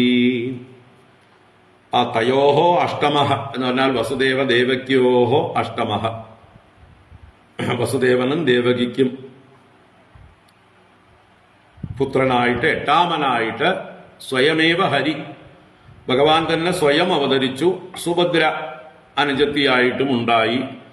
ഹേ പരീക്ഷിത് രാജാവേ, അങ്ങയുടെ പിതാമഹി എന്ന് പറഞ്ഞ് പിന്നീട് ഭഗവാൻ എപ്പോഴാണ് അവതരിക്കുന്നത്, എപ്പോഴാണോ ധർമ്മത്തിന്റെ ക്ഷയമുണ്ടാകുന്നത്, പാപികളുടെ വൃദ്ധി ഉണ്ടാകുന്നത്, തഥാതു ഭഗവാൻ ഈശഃ ആത്മാനം സൃജതേ ഹരി, ഭഗവാൻ തന്നെ സൃജിക്കുന്നു, അവതരിപ്പിക്കുന്നു. ആ ഭഗവാന്റെ അവതാരത്തിന് അല്ലെങ്കിൽ കർമ്മങ്ങൾക്ക് പ്രത്യേകിച്ച് കാരണമൊന്നും വേണ്ട, ഹേതുവൊന്നുമില്ല. ഭഗവാന് പ്രത്യേകിച്ച് പ്രയോജനമൊന്നും അതുകൊണ്ട് ഇല്ല. ഭഗവാന്റെ മായ കൊണ്ട് തന്നെയാണ് ഇതെല്ലാം ചെയ്യുന്നത് എന്നിങ്ങനെ പറഞ്ഞ് ആ ഭഗവാൻ എന്തൊക്കെ കർമ്മങ്ങളെ ചെയ്തു എന്ന് ചുരുക്കി പറഞ്ഞ് ആ ഭാര്യമാരെയൊക്കെ 16,008 ഭാര്യമാരെയും മോഹിപ്പിച്ച്, എന്നാൽ അവരുടെ ഇന്ദ്രിയങ്ങളെ കൊണ്ടൊന്നും അവരുടെ ചേഷ്ടകളെ കൊണ്ടൊന്നും ഏതൊരു ഭഗവാന്റെ ഇന്ദ്രിയങ്ങൾ ചലിച്ചില്ല, സ്കലിച്ചില്ല എന്നിങ്ങനെ പറഞ്ഞുകൊണ്ട് ഭഗവാന്റെ മാഹാത്മ്യം വർണ്ണിച്ച് ചുരുക്കി പറഞ്ഞ് അവസാനിപ്പിച്ചു. അപ്പോ ഇങ്ങനെ ചുരുക്കി പറഞ്ഞ് തനിക്ക് കഥകളിൽ, ഭഗവാന്റെ കഥയിൽ ശ്രദ്ധയുണ്ടോ എന്ന് പരീക്ഷിക്കുകയാണ് ആര്? ശ്രീ ശുകബ്രഹ്മർഷി എന്ന് തോന്നി. ആർക്ക്? ശുകബ്രഹ്മർഷിക്ക്. തന്നെ പരീക്ഷിക്കുകയാണോ? തനിക്ക് ശ്രദ്ധയുണ്ടോ? ഭഗവാന്റെ കഥ കേൾക്കാൻ താല്പര്യമുണ്ടോ? അപ്പൊ അത് തന്നെയാണ് അദ്ദേഹം പ്രകടിപ്പിക്കുന്നത്. അങ്ങനെ തന്നെയാണ് ഗുരുക്കന്മാരെല്ലാവരും ചെയ്യുക. തങ്ങളുടെ മുമ്പിൽ ഇരിക്കുന്നതായിട്ടുള്ള ശിഷ്യന്മാർക്ക് ഈ പറയുന്ന കാര്യങ്ങളിൽ താല്പര്യം ഉണ്ടെങ്കിലേ അവർ തുടർന്ന് പറയുള്ളൂ. അപ്പോ ഇത്രയും നേരം പറഞ്ഞ കഥകളൊക്കെ താൻ വേണ്ട പോലെ കേട്ടിട്ടുണ്ട്. സൂര്യവംശത്തിന്റെയും സോമവംശത്തിന്റെയും കഥ വിസ്തരിച്ച് പറഞ്ഞതെല്ലാം എന്റെ ഉള്ളിലുണ്ട്. അത്ഭുതമായിട്ട് തന്നെയാണ് ഞാനത് കേട്ടിരിക്കുന്നത്, നല്ലോണം ആസ്വദിച്ചിട്ടുണ്ട്. ഭഗവാന്റെ കഥകൾ കേട്ട് മതിയായില്ല. ഭഗവാന്റെ ആ കൃഷ്ണാവതാര കഥകള്, ലീലകള് വിസ്തരിച്ച് പറഞ്ഞു തരണം, എനിക്ക് നല്ല ശ്രദ്ധയുണ്ട് എന്ന് തന്റെ ശ്രദ്ധയെ പ്രകടിപ്പിക്കുകയാണ്, അവതരിപ്പിക്കുകയാണ് തന്റെ വാക്കുകളിലൂടെ ഈ ശ്രീ പരീക്ഷിത് രാജാവ് ചെയ്യുന്നത്. അപ്പൊ അതിന്റെ തുടർച്ചയായിട്ട് തന്റെ ആ ഭഗവത് കഥ എന്തുകൊണ്ട് തനിക്ക് കേൾക്കണം എന്നുള്ളതിനെ പ്രകടിപ്പിക്കുകയാണ്. നിവൃത്തതർഷൈരുപഗീയമാനാത് ഭവൌഷധാത് ശ്രോത്രമനോവിരാമാത് ഉത്തമ ശ്ലോക ഗുണാനുവാദാത് പുമാൻ വിരജ്യേത വിനാ പശുഘ്നാത് നിവൃത്തതർഷൈരുപഗീയമാനാത് ഭവൗഷധാത് ശ്രോത്രമനോഭിരാമാത് ഉത്തമ ശ്ലോക ഗുണാനുവാദാത് പുമാൻ വിരജ്യേത വിനാ പശുഘ്നാത്. ഇപ്പോ പരീക്ഷിത് രാജാവ് ആരിൽ നിന്നാണ് ഭഗവാന്റെ കഥ കേൾക്കുന്നത്? ശ്രീശുക ബ്രഹ്മർഷിയിൽ നിന്ന്. പരമഹംസ പരിവ്രാജകനായിരിക്കുന്ന മഹാത്മാവാണ്. ഒരു തൃഷ്ണയും ഉള്ളില് ഇല്ലാത്ത, അതാണ് നിവൃത്ത തർഷൈഹി. തർഷ എന്ന് പറഞ്ഞാൽ തൃഷ്ണ തന്നെയാണ്, ആസക്തി, കൊതി. അപ്പൊ നിവൃത്ത ദർശന്മാരെന്ന് പറഞ്ഞാലോ ആരിൽ നിന്നാണോ തൃഷ്ണകളെല്ലാം നിവൃത്തമായിരിക്കുന്നത്, എല്ലാ തർഷങ്ങളും ആരിൽ നിന്ന് പോയിയോ, അല്പം പോലും ഒരു വിഷയങ്ങളിലും ലോകത്തിൽ ഒന്നിലും ആസക്തിയില്ലാത്തവർ, കൊതിയില്ലാത്തവർ. എന്തുകൊണ്ട്? അവർക്ക് ഈ ലോകത്തെക്കുറിച്ച് നല്ല ബോധ്യമുണ്ട്. അനിത്യം അസുഖം ലോകം. അപ്പൊ ഇവിടെ എന്താ ചെയ്യേണ്ടത്? ഇമം പ്രാപ്യ ഭജസ്വമാം. ആ ഭഗവാനെ ഭജിക്കലാണ് ഏറ്റവും ശ്രേഷ്ഠമായിട്ടുള്ളത്, ഇവിടെ ചെയ്യാനുള്ള കർത്തവ്യം എന്ന് ബോധ്യമുള്ളവരാണ് ഇവര്. അവരാണ് സന്യാസികള്, പരമഹംസ പരിവ്രാജകന്മാര്, ശ്രീശുക ബ്രഹ്മർഷിയെ പോലെയുള്ള ആളുകൾ. അപ്പൊ അവർക്ക് ഭഗവാനെ കുറിച്ച് കീർത്തിക്കുന്നതില് യാതൊരു പ്രതിഫലേച്ഛയുമില്ല. എന്തെങ്കിലും ആരിൽ നിന്ന് എന്തെങ്കിലും കിട്ടും, ഭഗവാന്റെ തന്നെ അനുഗ്രഹം കൊണ്ട് ഏതെങ്കിലും ലൗകികമായ കാര്യങ്ങൾ സാധിക്കണം, അല്ലെങ്കിൽ മറ്റു ലോകങ്ങളിലേക്ക് പോകണം, സ്വർഗം പ്രാപിക്കണം എന്നുള്ള ചിന്ത പോലും ഇല്ല. അതാണ് നിവൃത്ത തർഷന്മാര്, നമ്മുടെ കുലശേഖര പെരുമാളെ പോലെ. നാസ്താധർമ്മേന വസു നിചയേനൈവ കാമോപഭോഗേ യദ്യദ്ഭവ്യം ഭവതു ഭഗവൻ പൂർവകർമാനുരൂപം ഏതത് പ്രാർത്ഥ്യം മമ ബഹുമതം ജന്മ ജന്മാന്തരേപി ത്വത്പാദാംബോരുഹയുഗഗതാ നിശ്ചലാ ഭക്തിരസ്തു. ഇങ്ങനെയെല്ലാം ആ ഭഗവാനിൽ മാത്രം ശ്രദ്ധയുള്ളവർ, ഭഗവാൻ മാത്രമാണ് സത്യമായിട്ടുള്ളത്, ശാശ്വതമായിട്ടുള്ളത് എന്നറിഞ്ഞ് സത്യം പരം ധീമഹി എന്ന് ഉറച്ചിരിക്കുന്നവരാണ് ഇങ്ങനെയുള്ള നിവൃത്ത ദർശന്മാർ. അപ്പൊ അവർക്ക് പറയുന്ന വാക്കുകൾക്ക് ശക്തി കൂടുതലാണ്, കേൾക്കുന്നവർക്ക് അതിന്റെ ഇൻഫ്ലുവൻസ് കൂടുതലാണ്. ഒരു ലൗകികൻ ഭഗവാന്റെ കഥ പറയുന്നതും ഒരു ആധ്യാത്മികത്തിൽ മുഴുകിയിരിക്കുന്ന, സദാചാര ജീവിതം നയിക്കുന്ന, ഈശ്വരനിൽ തന്നെ തന്റെ ജീവിതം പരിപൂർണമായി അർപ്പിച്ചിരിക്കുന്ന ഒരു മഹാത്മാവ് ഭഗവാന്റെ കഥ പറയുന്നതും തമ്മിൽ വലിയ വ്യത്യാസമുണ്ട്. ലൗകികൻ എത്ര പണ്ഡിതനായിക്കോട്ടെ, എത്ര നന്നായി കഥ പറയാൻ കഴിവുണ്ടായിക്കോട്ടെ, കേൾക്കുന്നവർക്ക് അത്ര വലിയ രുചി തോന്നില്ല, ഇൻഫ്ലുവൻസ് ഉണ്ടാവില്ല. അവർ കേട്ട് അവിടുന്ന് ഇറങ്ങിപ്പോകുമ്പോൾ മൂടും തട്ടി അത് മറന്നിട്ട് പോകും. നേരെ മറിച്ച് മഹാത്മാക്കളാണെങ്കിൽ, ഭഗവാനിൽ പൂർണ്ണ ഭക്തിയുള്ള സമർപ്പിതന്മാരായിട്ടുള്ള ആളുകളാണെങ്കിൽ അവർ പറയുന്ന വാക്കുകൾ ഇത്രയും പാണ്ഡിത്യമൊന്നും ഉണ്ടാവില്ല, അല്ലെ, മറ്റു പണ്ഡിതന്മാരെ പോലെ പാണ്ഡിത്യമൊന്നും ഉണ്ടാവില്ല. പക്ഷെ ഭക്തിയുടെ നിറവിൽ നിന്ന്, പൂർണ്ണ വിശ്വാസത്തിൽ നിന്ന് സത്യസന്ധമായിട്ടുള്ള വാക്കുകളാണ്. വയറ്റുപഴപ്പിന് വേണ്ടി പ്രസംഗിക്കാൻ നടക്കുന്നവരല്ല. അപ്പൊ അങ്ങനെയുള്ളവരുടെ വാക്കിന് അഗാധമായിട്ടുള്ള ഗാംഭീര്യമുണ്ട്, ആഴമുണ്ട്. അത് വല്ലാതെ ഇൻഫ്ലുവൻസ് ചെയ്യും കേൾക്കുന്നവരെ. അപ്പൊ അതാണ് ഇവിടെ പറയുന്നത്. അങ്ങയെപ്പോലെ ഒരു മഹാത്മാവ് 3 ദിവസമായി എന്നെ അനുഗ്രഹിച്ചുകൊണ്ടേയിരിക്കുന്നു. 4ാമത്തെ ദിവസമാണിത്. പരീക്ഷിത്ത് പ്രായോപവേശം ചെയ്ത് 4ാമത്തെ ദിവസമാണ് കൃഷ്ണാവതാരം വരുന്നത്.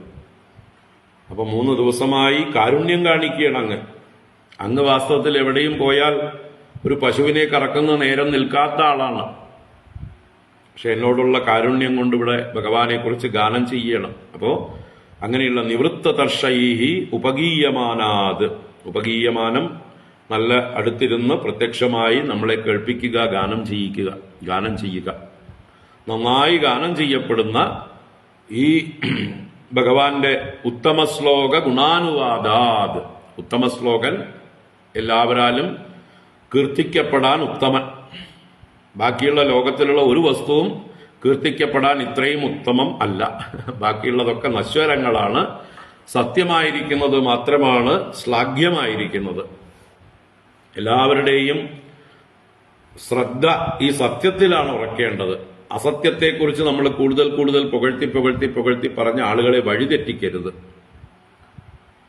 ഈശ്വരനെ കുറിച്ചാണ് ഉറപ്പിച്ച് പറഞ്ഞ് ഉറപ്പിച്ചു കൊടുക്കേണ്ടത്. ഓരോരുത്തരുടെ മനസ്സിലും ഈശ്വരനെ ഊട്ടി ഉറപ്പിക്കുകയാണ് വേണ്ടത്. ബാക്കി ലോകത്തിനോടുള്ള കൊതിയല്ല വളർത്തേണ്ടത്. അപ്പൊ അതാണ് ഉത്തമ ശ്ലോകൻ ഭഗവാനാണ്. ആ ഭഗവാന്റെ ഗുണ അനുവാദാത്, ആ ഗുണാനാം അനുവാദാത്, ഗുണങ്ങളുടെ ഭഗവാന്റെ മാഹാത്മ്യത്തിന്റെ അനുവാദം എന്ന് പറഞ്ഞാൽ നിരന്തരമായി പറയൽ, അനുവദിക്കുക. വദിക്കുക എന്ന് പറഞ്ഞാൽ പറയുക, അനുവാദം തുടർച്ചയായിട്ട് പറയുക. ഭഗവാന്റെ കഥകളെ, ഉത്തമ ശ്ലോകനായ ഭഗവാന്റെ ശ്രേഷ്ഠങ്ങളായ ഗുണകഥനങ്ങളെ വർണ്ണിച്ചുകൊണ്ടേയിരിക്കുക. അതിൽ നിന്ന് അപ്പൊ അതെന്തൊക്കെ കൂടിയാണ് അതിനെ വിശേഷിപ്പിക്കുകയാണ്. ഭവൌഷധാത് ശ്രോത്ര മനോഭിരാമാത്, രണ്ട് വിശേഷണങ്ങളാണ് ഭഗവാന്റെ കഥയ്ക്ക് പറഞ്ഞത്. ഭവൌഷധാത്, ഇത് ഭവൌഷധമാണ്. എന്താ ഭവം? നമ്മുടെ ജീവിതം തന്നെയാണ് ഭവം, സംസാരമാകുന്ന ദുഃഖം. അതൊരു രോഗം പോലെ നമ്മളെ പീഡിപ്പിച്ചുകൊണ്ടേയിരിക്കുകയാണ് അല്ലേ? നിത്യവും അസ്തി ജായതേ വർദ്ധതേ വിപരിണമതേ അപക്ഷീയതേ വിനശ്യതി എന്നുള്ള 6 വികാരങ്ങൾ അവശ്യം ഭവിച്ചുകൊണ്ടിരിക്കുന്നതും, അതിൻ്റെ ഇടയ്ക്ക് രോഗാദികള്, വിശപ്പ്, ദാഹം, പലതരത്തിലുള്ള ക്ഷീണങ്ങള്, അസുഖങ്ങള്, ഇങ്ങനെ എന്തെല്ലാം ക്ലേശങ്ങള്, മനസ്താപങ്ങൾ, ആദി ഭൗതികം, ആദി ദൈവികം, ആധ്യാത്മികം, ഇങ്ങനെ 3 പ്രകാരത്തിലുള്ള സോഴ്സുകളിൽ നിന്ന് നിരന്തരം പീഡകൾ ഏറ്റുവാങ്ങിക്കൊണ്ടിരിക്കുന്നവരാണ് നമ്മൾ. അപ്പൊ അങ്ങനെയുള്ള ഭവരോഗബാധിതരായിട്ടുള്ള നമുക്കുള്ള ഔഷധമാണ് ഭഗവാന്റെ കഥ. സാധാരണ ഔഷധമല്ല ഇത്. സാധാരണ ഔഷധത്തിന് പരിമിതികളുണ്ട്. രോഗമുള്ളവർ മാത്രമേ ഔഷധം കഴിക്കാൻ പാടുള്ളൂ അല്ലേ? അല്ലാത്തവർ കഴിച്ചാൽ ചിലപ്പോൾ ബുദ്ധിമുട്ടുണ്ടാവും, അധികം കഴിച്ചാൽ കുഴപ്പമുണ്ടാവും. അപ്പൊ അതിന് അനുസരിച്ചിട്ടുള്ള പഥ്യാദികളൊക്കെ കൂടെ വേണം. ഇന്ന രോഗത്തിന് ഇന്ന ഔഷധം മാത്രം എന്നുള്ള വിധികളുണ്ട്. എല്ലാ രോഗത്തെയും മാറ്റാൻ ഒരൗഷധത്തിന് സാധിക്കില്ല. അപ്പോൾ ഔഷധത്തോട് ഉപമിച്ചുവെങ്കിലും ഔഷധത്തിന്റെ പരിമിതികളൊന്നും ഈ ഭഗവാന്റെ കഥയാകുന്ന ഔഷധത്തിന് ഇല്ല കേട്ടോ. അത് നമ്മൾ കൽപ്പിക്കരുത്. ഔഷധത്തെക്കാൾ എത്രയോ ഉപരിയാണ് ഈ ഭഗവാന്റെ കഥയാകുന്ന ഔഷധം. ഇത് എല്ലാ രോഗങ്ങളെയും ഇല്ലാതാക്കുക. അതുകൊണ്ടാണ് ഭവശബ്ദം കൊണ്ട് പറഞ്ഞത്. ഭവം എന്ന് പറയുമ്പോൾ അതിൽ എല്ലാ രോഗങ്ങളും ഉൾപ്പെട്ടു, എല്ലാ ദുഃഖങ്ങളും ഉൾപ്പെട്ടു, എല്ലാ പീഡകളും ഉൾപ്പെട്ടു. പുനരഭി ജനനം, പുനരഭി മരണം, പുനരഭി ജനനീ ജഡരേ ശയനം എന്നുള്ള ആ പുനർജന്മ പരമ്പരകളെ മുഴുവൻ നശിപ്പിച്ചു കളയുന്നതാണ് ഈ ഔഷധം. അപ്പൊ ചെറിയൊരു ഔഷധമല്ല, ഇത് ഒറ്റ മൂലിയാണ്. ഏത് രോഗത്തിനും ഔഷധമാണ്, ആർക്കും ഔഷധമാണ്. ഇനിയിപ്പോ അത് ഇന്ന യോഗ്യത വേണം ഈ കഥ കേൾക്കാനൊന്നുമില്ല. ഏറ്റവും ഭാഗവതോത്തമന്മാർ, പരമഹംസ പരിബ്രാജകന്മാര് കേൾക്കാം, ധർമ്മനിഷ്ഠന്മാരായിട്ടുള്ള ആളുകൾ കേൾക്കാം, മുമുക്ഷുക്കളായിട്ടുള്ളവർ കേൾക്കാം, ഏത് സാധകന്മാർക്കും കേൾക്കാം, വിഷയലംബടന്മാരായിട്ടുള്ളവർക്കും കേൾക്കാം, ഏറ്റവും പ്രാകൃതന്മാരായിട്ടുള്ളവർക്കും കേൾക്കാം. അപ്പൊ ഏത് രോഗത്തിനും ഏത് തലത്തിലുള്ളവർക്കും ഈ ഔഷധം അത്യന്തം ഫലപ്രദമാണ്. അവരെയൊക്കെ സന്തോഷിപ്പിക്കുന്നതാണ്, അവർക്കൊക്കെ ഉന്നതി കൊടുക്കുന്നതാണ്, അവരെയൊക്കെ അവരുടെ ജീവിതത്തിൽ ഉദ്ധരിക്കുന്നതാണ്, നല്ല ആരോഗ്യം കൊടുക്കുന്നതാണ് ഈ ഭഗവാന്റെ കഥയാകുന്ന ഔഷധം. അതുകൊണ്ട് സാധാരണ ഔഷധങ്ങളോടല്ല ഇവിടെ ഉപമിച്ചിരിക്കുന്നത്. എല്ലാ രോഗങ്ങളെയും നശിപ്പിക്കുന്ന ഔഷധമാണിത് എന്നാണ് സൂചന. ഭവൌഷധാത്, എല്ലാ ദുഃഖങ്ങൾക്കും ശമനമുണ്ടാക്കുന്ന ഈ ഔഷധമായിരിക്കുന്ന അത് ശ്രോത്ര മനോഭിരാമാത്. ശ്രോത്രം കേൾക്കുന്നവരുടെ ചെവി, അതിനെ അഭിരമിപ്പിക്കുന്നു. ചിന്തിക്കുന്നവരുടെ മനസ്സിനെയും അഭിരമിപ്പിക്കുന്നു. ഔഷധങ്ങളൊന്നും ശ്രോത്രത്തെയും മനസ്സിനെയൊന്നും അഭിരമിപ്പിക്കില്ല. ഔഷധങ്ങളെ കുറിച്ച് കേൾക്കുമ്പോൾ തന്നെ നമുക്ക് ഛർദ്ദിക്കാൻ വരും അല്ലേ?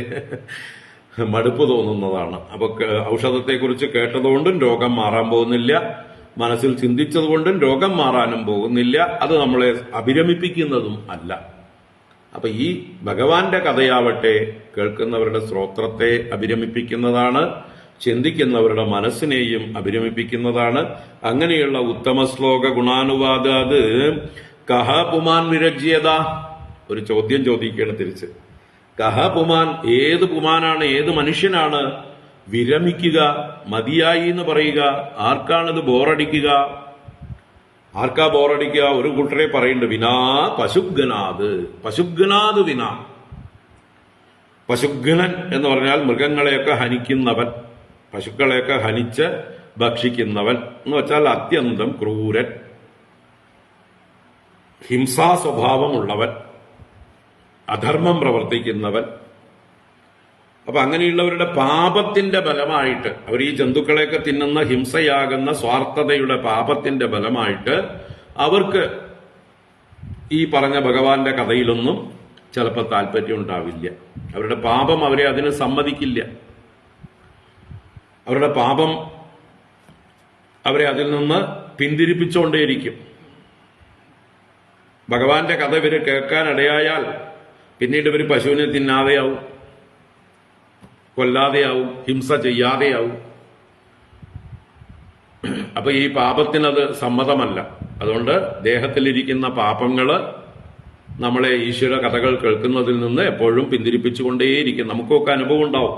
നമ്മൾക്കുമൊക്കെ പലപ്പോഴും നമ്മൾ വിചാരിച്ച സമയത്ത് വിചാരിച്ച സത്സംഗത്തിൽ പങ്കെടുക്കണം എന്ന് കരുതിയിരിക്കുമ്പോഴായിരിക്കും ചിലപ്പോൾ അതിഥികളുടെ രൂപത്തിലായിരിക്കും നമ്മുടെ പാപം വരിക.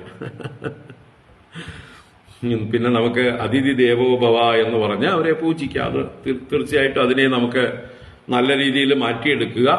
എന്നിട്ട് പിന്നെ സത്സംഗം എപ്പോഴാണ് സാഹചര്യം അപ്പോൾ അതിൽ പങ്കെടുക്കുക. അപ്പൊ എന്തായാലും പല രീതിയിൽ വരാം. രോഗങ്ങളായിട്ട് വരാം, മറ്റു പല ഭൗതിക തടസ്സങ്ങളായിട്ട്, അങ്ങനെ ആധ്യാത്മിക, ആദിഭൗതിക, ആദിദൈവികങ്ങളായിട്ടുള്ള താപത്രയങ്ങളുടെ രൂപത്തില് തടസ്സങ്ങൾ ഉണ്ടാവും പാപമുള്ളവർക്ക്. അപ്പൊ ഇവിടെ പശുഘ്നാത് വിന, പശുക്കളെ കൊന്നു തിന്നുന്ന പ്രാണിഹിംസകനായിട്ടുള്ള ഒരാൾക്കല്ലാതെ ഒരു സാധാരണ ഏതൊരു പുരുഷനാണ് കഹ പുമാന് ഉത്തമ ശ്ലോക ഗുണാനുവാദാത് വിരജ്യേത, ഭഗവാന്റെ കഥ കേൾക്കുന്നതിൽ നിന്ന് വിരമിക്കുക എന്ന് തന്റെ ആ ഭഗവാന്റെ കഥ കേൾക്കുന്നതിലുള്ള അത്യന്ത താല്പര്യത്തെ പ്രകടിപ്പിക്കുകയാണ് ഇവിടെ. പിതാമഹോ മേ സമരേ മരഞ്ജയൈ ദേവവ്രതാദ്യാതിരഥൈസ്തിമിംഗിലൈ ദുരത്യയം കൗരവ സൈന്യസാഗരം കൃത്വാ തരൻ വത്സപദം സ്മയത്പ്ലവ. പിതാമഹാ മേ സമരേ മരഞ്ജയൈ ദേവവ്രതാദ്യാതിരഥൈസ്തിമിംഗിലൈ ദുരത്യയം കൗരവ സൈന്യസാഗരം കൃത്വാ തരൻ വത്സപദം സ്മയത്പ്ലവ. ഇനി ഭഗവാന്റെ കഥ തനിക്ക് കേൾക്കാനുള്ള പ്രത്യേക താല്പര്യം എന്തുകൊണ്ടാണ്? ഭഗവാൻ എന്റെ വംശത്തെ മുഴുവൻ രക്ഷിച്ച ഈശ്വരനാണ്, ഞങ്ങൾക്കൊക്കെ പ്രിയപ്പെട്ടവനാണ്. എന്റെ പിതാമഹന്മാരെ രക്ഷിച്ചത് ഭഗവാനാണ്. ഇനി അടുത്ത ശ്ലോകത്തില് എന്നെ രക്ഷിച്ചത് ഭഗവാനാണ്. അപ്പൊ അങ്ങനെയുള്ള ഭഗവാനോട് ഉള്ള എന്റെ സ്നേഹവും ബഹുമാനവും വാത്സല്യവും കൃതജ്ഞതയും എത്രയാണെന്ന് പറയാനാവില്ല. അത് പ്രകടിപ്പിക്കണ്ടേ? അതെങ്ങനെയാ പ്രകടിപ്പിക്കുക? അദ്ദേഹത്തിന്റെ കഥകൾ ആസ്വദിച്ചുകൊണ്ട്, അതിൽ അഭിരമിച്ചുകൊണ്ട്, അതിനെ പ്രശംസിച്ചുകൊണ്ട്. അപ്പൊ തീർച്ചയായിട്ടും എനിക്ക് കൃതജ്ഞതയുണ്ട് ഭഗവാനോട്, എന്റെ പൂർവികരെ രക്ഷിച്ചതിലും എന്നെ രക്ഷിച്ചതിലും കടപ്പാടുണ്ട്. ആ ഭഗവാന്റെ കഥ എനിക്ക് കേട്ടേ പറ്റൂ. ഇതാണ് അവതരിപ്പിക്കുന്നത്. പിതാമഹാമേ സമരേ അമരഞ്ജയൈ ദേവവ്രതാദ്യാതിരഥൈ തിമിംഗിലൈ ദുരത്യയം കൗരവ സൈന്യസാഗരം കൃത്വാതരൻ വത്സപദം സ്മ യത്പ്ലവാഹ. അപ്പൊ മേ പിതാമഹാഹ, എന്റെ പിതാമഹന്മാർ, പാണ്ഡവന്മാർ, യുധിഷ്ഠിരൻ, ഭീമൻ, അർജുനൻ, നകുല സഹദേവന്മാർ, ഈ 5 പേരും എന്റെ പിതാമഹന്മാരാണ്. അപ്പൊ എന്റെ പിതാമഹന്മാർ, അഭിമന്യുവിന്റെ പിതാക്കന്മാർ, സമരേ യുദ്ധത്തിൽ, മഹാഭാരത യുദ്ധത്തിൽ 18 ദിവസം നീണ്ടു നിന്ന കുരുക്ഷേത്ര യുദ്ധത്തിൽ അമരഞ്ജയൈ ദേവവ്രതാദ്യാതിരഥൈ തിമിംഗിലൈ, ഇവരെ തിമിംഗിലങ്ങളായിട്ടാണ് ഉപമിച്ചിരിക്കുന്നത്. കാരണം സാഗരം ആയിട്ടാണ് കൗരവ സൈന്യത്തെ ഉപമിച്ചിരിക്കുന്നത്. കൗരവ സൈന്യ സാഗരം. ദുര്യോധനാദികളാകുന്ന 100 പേരുടെ, അതുപോലെ അവരെ സഹായിക്കുന്നവരായ 11 അക്ഷൗഹിണികൾ തികഞ്ഞതായിട്ടുള്ള ആ കൗരവ സൈന്യമാകുന്ന സാഗരം. അതെങ്ങനെയുള്ളത്? ദുരത്യയം, അത്യയം ചെയ്യാൻ ദുഃഖമുള്ളത്, പ്രയാസമേറിയത് തരണം ചെയ്യാൻ. എന്തുകൊണ്ട്? ധാരാളം ദുഷ്ടമൃഗങ്ങൾ അതിനകത്തുണ്ട്, ജന്തുക്കളുണ്ട്. തിമിംഗിലൈഹി, തിമിംഗിലങ്ങൾ നിറഞ്ഞിരിക്കുന്നതാണ്. അപ്പൊ ആരായി തിമിംഗിലങ്ങള്? ദേവവ്രതാദി അതിരഥൈഹി, ദേവവ്രതൻ മുതലായിട്ടുള്ള അതിരഥന്മാരാണ് ഇവിടുത്തെ തിമിംഗിലങ്ങള്. എന്തുകൊണ്ടാണ് അവരെ തിമിംഗിലങ്ങൾ എന്ന് പറയുന്നത്? അമരഞ്ജയന്മാരാണ് അവര്. അമരഞ്ജയൈഹി ദേവവ്രതാദ്യാതിരഥൈ തിമിംഗിലൈഹി. തിമിംഗിലം എന്ന് പറഞ്ഞാല് തിമി എന്ന് പറയുന്ന വലിയ മത്സ്യങ്ങളുണ്ട്. കടലിലുള്ള വലിയ മത്സ്യങ്ങളാണ് തിമികള്. ആ തിമിയെ ഭക്ഷിക്കുന്ന, തിമിയെ വിഴുങ്ങുന്ന വലിയ മത്സ്യമാണ് തിമിംഗിലം. തിമിംഗിലതീതി തിമിംഗിലഹ. അപ്പൊ വലിയ വലിയ തിമികളെ പോലും വിഴുങ്ങുന്നതാണ് ഈ വലിയ തിമിംഗിലം. അതുപോലെ ദേവന്മാരെ പോലും ജയിക്കുന്ന, ദേവന്മാരാകുന്ന തിമികളെ പോലും ജയിക്കുന്ന അഥവാ വിഴുങ്ങുന്നവരാണ് ദേവവ്രതാദി തിമിംഗിലങ്ങളും. ഗംഭീരന്മാർ. അപ്പൊ ഈ ഭീഷ്മരെയും ദ്രോണരെയൊന്നും ദേവന്മാർക്ക് പോലും വിജയിക്കാൻ കഴിയില്ല എന്ന് താല്പര്യം. അങ്ങനെയുള്ള തിമിംഗിലങ്ങൾ നിറഞ്ഞതായിട്ടുള്ള കൗരവ സൈന്യസാഗരം ദുരത്യയം എന്റെ പിതാമഹന്മാര് വത്സപദം കൃത്വ അതരന്. വത്സപദം ഇവ അതരന്. വത്സപദം എന്ന് പറഞ്ഞാല് ഗോവത്സപദം, പശുക്കുളമ്പിലെ പാദം, പശുക്കുളമ്പിന്റെ വെള്ളം. മഴക്കാലത്തൊക്കെ പശുക്കുളമ്പുകൾ ഭൂമിയിൽ പതിഞ്ഞു കാണും, അതിൽ വെള്ളം കെട്ടി നിൽക്കുന്നുണ്ടാവും. അപ്പോ അതിനെ പോലെയായിട്ട് വത്സപദം കൃത്വ,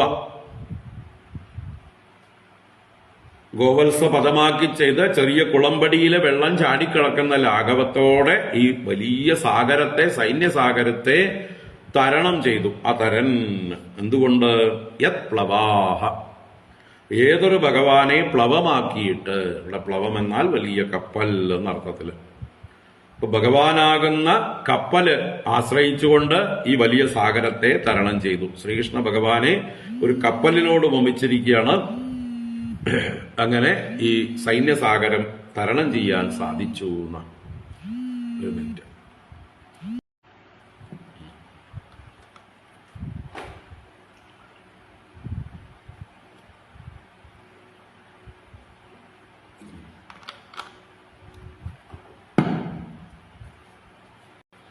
നാരായണ. അപ്പോ ഭഗവാനെ ആശ്രയിച്ചുകൊണ്ട്, ഭഗവാനാകുന്ന കപ്പലിനെ ആശ്രയിച്ചുകൊണ്ട് ഈ ദുരത്യയമായ അഗാധ ഗംഭീരമായ വിഷജന്തുക്കൾ നിറഞ്ഞതായിട്ടുള്ള ഈ മഹാഭാരത യുദ്ധം എന്നുള്ളതായിട്ടുള്ള, അല്ലെങ്കിൽ ആ സൈന്യസാഗരത്തെ എന്റെ പിതാമഹന്മാർ തരണം ചെയ്തു. അപ്പോൾ ആ ഭഗവാനോടുള്ളതായിട്ടുള്ള കൃതജ്ഞത തീർത്താ തീരുന്നതല്ല. ആ ഭഗവാനെ വിസ്മരിക്കാനാവില്ല ഞങ്ങൾക്ക്. ഞങ്ങളൊക്കെ നിലനിന്നു പോകുന്നത് ഭഗവാന്റെ കാരുണ്യം കൊണ്ടാണ് എന്ന് സൂചിപ്പിച്ച് തന്റെ കഥയിലേക്ക് വരികയാണ്. ദ്രൗണ്യസ്ത്ര വിപ്ലുഷ്ടമിതം മദംഗം സന്താനബീജം കുരു പാണ്ഡവാനാം ജുഗോപകുക്ഷിംഗത ആപ്തചക്രോ മാതുശ്ച മേയ ശരണം ഗദായാഃ. ദ്രൗണ്യസ്ത്ര വിപ്ലുഷ്ടമിതം മദംഗം സന്താനബീജം കുരു പാണ്ഡവാനാം ജുഗോപകുക്ഷിംഗത ആപ്തചക്രോ മാതുശ്ച മേയ ശരണം ഗദായാഃ. ദ്രൗണ്യസ്ത്ര വിപ്ലുഷ്ടം ഇതം മദംഗം. മദംഗം എന്റെ ശരീരം. അത് ദ്രൗണിയുടെ അഥവാ ദ്രോണപുത്രനായ അശ്വത്ഥാമാവിന്റെ അസ്ത്രത്താൽ, ബ്രഹ്മാസ്ത്രത്താൽ വിപ്ലുഷ്ടം. വിപ്ലുഷ്ടം എന്ന് പറഞ്ഞാൽ ദഹിപ്പിക്കപ്പെട്ടത്, നശിച്ചു പോയത് എന്നൊക്കെ അർത്ഥം. അപ്പോ ആ അശ്വത്ഥാമാവിന്റെ ബ്രഹ്മാസ്ത്രത്താൽ ദഹിപ്പിക്കപ്പെട്ടു പോയതായിട്ടുള്ള എന്റെ ഈ ശരീരം ഇതെന്താണ്? കുരു പാണ്ഡവാനാം സന്താന ബീജം. ആ മൊത്തം വംശത്തിന് മുഴുവൻ, അല്ലെ? കൗരവന്മാർക്കും പാണ്ഡവന്മാർക്കും, കൗരവവംശത്തിലുള്ളവർ മുഴുവൻ ആ യുദ്ധത്തിൽ മരിച്ചു. പാണ്ഡവവംശത്തിലുള്ള മറ്റ് സന്തതികളും ഒക്കെ നശിച്ചു. യുദ്ധാനന്തരം 18-ാം ദിവസത്തിലും പാഞ്ചാലിയുടെ 5 മക്കള് കൊല്ലപ്പെട്ടു. അപ്പൊ ആകെ ഉള്ളത് ഗർഭത്തിൽ സ്ഥിതി ചെയ്യുന്ന ഞാൻ മാത്രമായിരുന്നു. ബാക്കി എല്ലാവരും മരിച്ചു. അങ്ങനെ കുരുപാണ്ഡവാനാം സന്താന ബീജം, വംശം നിലനിർത്താനുള്ള ആകെ ഉണ്ടായിരുന്ന ഒരു കാരണം. അങ്ങനെയുള്ള എന്റെ ഈ ശരീരം ഭഗവാൻ എന്ത് ചെയ്തു? ആത്തചക്ര കുക്ഷിംഗത ജുഗോപ. ആരുടെ കുക്ഷിംഗത? മാതുശ്ച. എങ്ങനെയുള്ള മാതുശ്ച? മേ മാതുശ്ച ശരണംഗതായാഹ മാതുശ്ച. എന്റെ അമ്മ അങ്ങയെ ശരണം പ്രാപിച്ചു, അല്ലെങ്കിൽ ഭഗവാനെ ശരണം പ്രാപിച്ചു. അങ്ങനെ ശരണംഗതായാഹ മാതുഹൂച്ച കുക്ഷിംഗത. ഭഗവാനെ ശരണം പ്രാപിച്ചവളായ എന്റെ അമ്മയുടെ കുക്ഷിയിൽ പ്രവേശിച്ച്, എങ്ങനെ? ആർത്തചക്രനായിട്ട്, ചക്രം ധരിച്ച് ജുഗോപ, ഗോപനം ചെയ്തു, രക്ഷിച്ചു. ഭഗവാന് കുക്ഷിയിൽ പ്രവേശിക്കാതെ സങ്കല്പം കൊണ്ട് തന്നെ രക്ഷിക്കാനൊക്കെ കഴിയും. എങ്കിലും ഭഗവാൻ തന്റെ കാരുണ്യത്തെ പ്രകടിപ്പിക്കാൻ വേണ്ടിയിട്ടാണ്. ഇതുപോലെയുള്ള ലീലകൾ കേൾക്കുന്ന നമ്മളുടെ ഉള്ളിൽ ഭഗവാനെ ആശ്രയിക്കാനുള്ള ആ ഒരു വിശ്വാസം വർദ്ധിച്ചു വരാൻ വേണ്ടിയിട്ടാണ് ഭഗവാൻ ഇങ്ങനെയുള്ള ലീലകളൊക്കെ ചെയ്തിരിക്കുന്നത്. അല്ലെങ്കിൽ ഭഗവാൻ എല്ലാ സങ്കല്പം കൊണ്ട് തന്നെ ചെയ്യാം. അപ്പൊ പരീക്ഷത്തിനെ ഈ ഒരു അവസ്ഥയിൽ, ഗർഭാവസ്ഥയിൽ രക്ഷിച്ചതായിട്ടുള്ള ആ ഭഗവാനെ ആശ്രയിക്കാൻ നമുക്കും തോന്നും. കാരണം ആശ്രിത വത്സലനാണ് ഭഗവാൻ. ഇവിടെ ശരണംഗതായാഹ മേ മാതുഹു എന്ന് പറഞ്ഞു. ആ ഉത്തരാദേവി ഭക്തയാണ് ഭഗവാന്റെ എന്നും കൂടി ഇതിലൂടെ സൂചിപ്പിക്കുകയാണ്. ഭഗവാന്റെ ഭക്തയായതുകൊണ്ട്, ഭഗവാനെ ശരണം പ്രാപിച്ചതുകൊണ്ട് അദ്ദേഹം അഭയം കൊടുത്തു. ആ അമ്മയുടെ പ്രാർത്ഥന കേട്ടു. ഈ വംശത്തിന്റെ ബീജത്തെ രക്ഷിക്കാനായിക്കൊണ്ട് അദ്ദേഹം ഇത്രയും വലിയൊരു കാര്യം ചെയ്തു. കാരുണ്യം കൊണ്ടാണ് അദ്ദേഹം എന്റെ അമ്മയുടെ കുക്ഷിയിലേക്ക് പ്രവേശിച്ച് ചക്രപാണിയായി എന്നെ രക്ഷിച്ചത്, എന്നെ പുനർജീവിപ്പിച്ച് എനിക്ക് കാവൽ നിന്നു ഞാൻ ഗർഭത്തിലിരിക്കുന്ന കാലം. ഈ കഥ കേൾക്കുമ്പോൾ തീർച്ചയായിട്ടും ഭഗവാനോടുള്ളതായിട്ടുള്ള ആ ഒരു വിശ്വാസം നമുക്ക് വർദ്ധിച്ചു വരും. അല്ലെങ്കിൽ ഭഗവാൻ വെറുതെ സങ്കല്പം കൊണ്ട് പരീക്ഷത്തിനെ രക്ഷിച്ചു എന്ന് പറഞ്ഞാലോ നമുക്ക് ആ ഒരു താല്പര്യം ഉണ്ടാവില്ല. അപ്പൊ ഇങ്ങനെ എന്റെ പിതാമഹന്മാർ ഭഗവാന്റെ ഭക്തന്മാരായതുകൊണ്ട്, ആശ്രിതന്മാരായതുകൊണ്ട് അവരെ രക്ഷിച്ചു. എന്റെ അമ്മ ഭഗവാന്റെ ഭക്തയായതുകൊണ്ട് അവളുടെ പ്രാർത്ഥന കേട്ട് രക്ഷിച്ചു, എന്നെ രക്ഷിച്ചു. അപ്പൊ ഞാനും ഭഗവാന്റെ ഭക്തനാവേണ്ടതല്ലേ? ഞാനും ആ ഭഗവാനോട് കൃതജ്ഞതയുണ്ടാവേണ്ടവനല്ലേ? ഞാനും ഭഗവാന്റെ കഥകൾ മതിയാവോളം കേൾക്കേണ്ടതല്ലേ? എപ്പോഴും കേട്ടുകൊണ്ടിരിക്കേണ്ടതല്ലേ? എന്ന് തന്റെ ആ പാരമ്പര്യം പറഞ്ഞുകൊണ്ട് അവരെല്ലാം ഭഗവാന്റെ ആശ്രിതരായിരുന്നു. ഞാനും ആ ഭഗവാന്റെ ആശ്രിതനാണ് എന്ന് പ്രകടിപ്പിക്കുകയാണ് ഇവിടെ. അപ്പൊ അങ്ങനെയുള്ള എന്നോട് ഭഗവാന്റെ കഥ പറയാതിരിക്കരുത്. ശ്രീ സുഖബ്രഹ്മർഷിയെ എല്ലാ രീതിയിലും നിർബന്ധിക്കുകയാണ്. ദ്രൗണ്യസ്ത്ര വിപ്ലുഷ്ടമിതം മദംഗം സന്താന ബീജം കുരു പാണ്ഡവാനാം ജുഗോപകുക്ഷിംഗത ആത്തചക്രോ മാതുശ്ചമേയ ശരണം ഗതായാഹ. യഹ, ഏതൊരുവനാണോ എന്റെ അമ്മയുടെ ഗർഭത്തിൽ പ്രവേശിച്ച് എന്നെ രക്ഷിച്ചത്.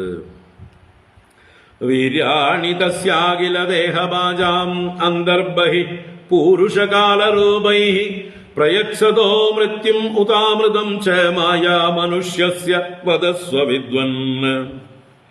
വീര്യാണി തസ്യാഖില ദേഹബാജാം അന്തർബഹി പൂരുഷകാലരൂപൈഃ പ്രയച്ഛതോ മൃത്യും ഉതാമൃതം ച മായാ മനുഷ്യസ്യ വദസ്വ വിദ്വൻ. ആ ഭഗവാൻ എങ്ങനെയുള്ള ആളാണ്? അഖില ദേഹബാജാം അന്തർബഹി പൂരുഷകാലരൂപൈ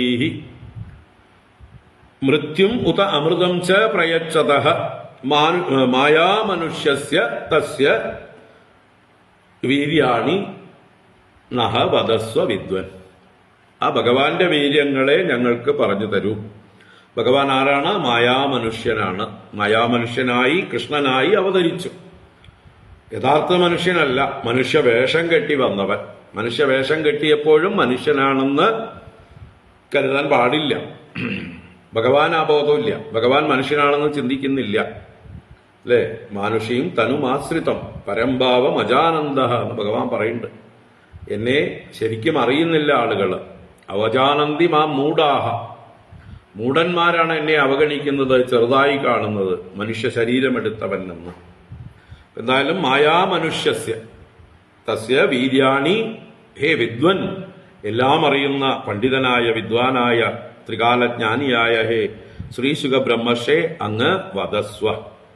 അപ്പൊ ആരാണ് ഈ മായാമനുഷ്യൻ? വാസ്തവത്തില് വേഷം കെട്ടിയവനാണ്. അപ്പൊ ഒറിജിനൽ എങ്ങനെയാണ്? ഒറിജിനൽ പരബ്രഹ്മമാണ്. അദ്ദേഹം തന്നെയാണ് ഈ പ്രപഞ്ചത്തെ നിയന്ത്രിക്കുന്നത്. അതാണ് പൂരുഷ കാലരൂപൈഹി അഖില ദേഹഭാജാം അന്തർബഹി എന്ന് പറയുന്നത്. പൂരുഷ കാലരൂപൈഹി, പൂരുഷരൂപേണ അന്തഃ, കാലരൂപേണ ബഹിഹി. പൂരുഷരൂപം എന്ന് പറഞ്ഞാൽ പുരിശയനാത് പുരുഷ, പുരുഷൻ തന്നെയാണ് പൂരുഷൻ. അപ്പൊ പുരുഷൻ എന്നാൽ നമ്മുടെ ഓരോരുത്തരുടെയും ഉള്ളില്, ശരീരങ്ങളിൽ, പുരികളിൽ ശയിക്കുന്നവനായി, ജീവനായി, പുരുഷരൂപത്തിലും പുറത്ത് ഇതിനെ എല്ലാ പ്രപഞ്ചത്തെയും നിയന്ത്രിക്കുന്ന കാലസ്വരൂപനായി. അതാണ് അന്തർബഹി. അന്തഃ പുരുഷരൂപേണ ബഹിഹി കാലരൂപേണ. ആരാണോ മൃത്യും ഉത അമൃതം ച പ്രയച്ഛതഃ, മൃത്യുവിനെയും അമൃതത്തിനെയും എന്നുവെച്ചാൽ മരണത്തിനെയും മോക്ഷത്തിനെയും നൽകുന്നവൻ. അപ്പോ ഭഗവാൻ ഒരുപാട് പേർക്ക്, ദുഷ്ടന്മാരായിട്ടുള്ളവർക്ക് മൃത്യുവിനെ നൽകുന്നു. നാശരഹിതന്മാരായിരുന്ന ഭീഷ്മദ്രോണാദികൾക്ക് പോലും ഭഗവാൻ മൃത്യു നൽകി. അതുപോലെ തന്നെ ദുഷ്ടകളായ പൂതനാദികൾക്ക് പോലും മോക്ഷവും നൽകി.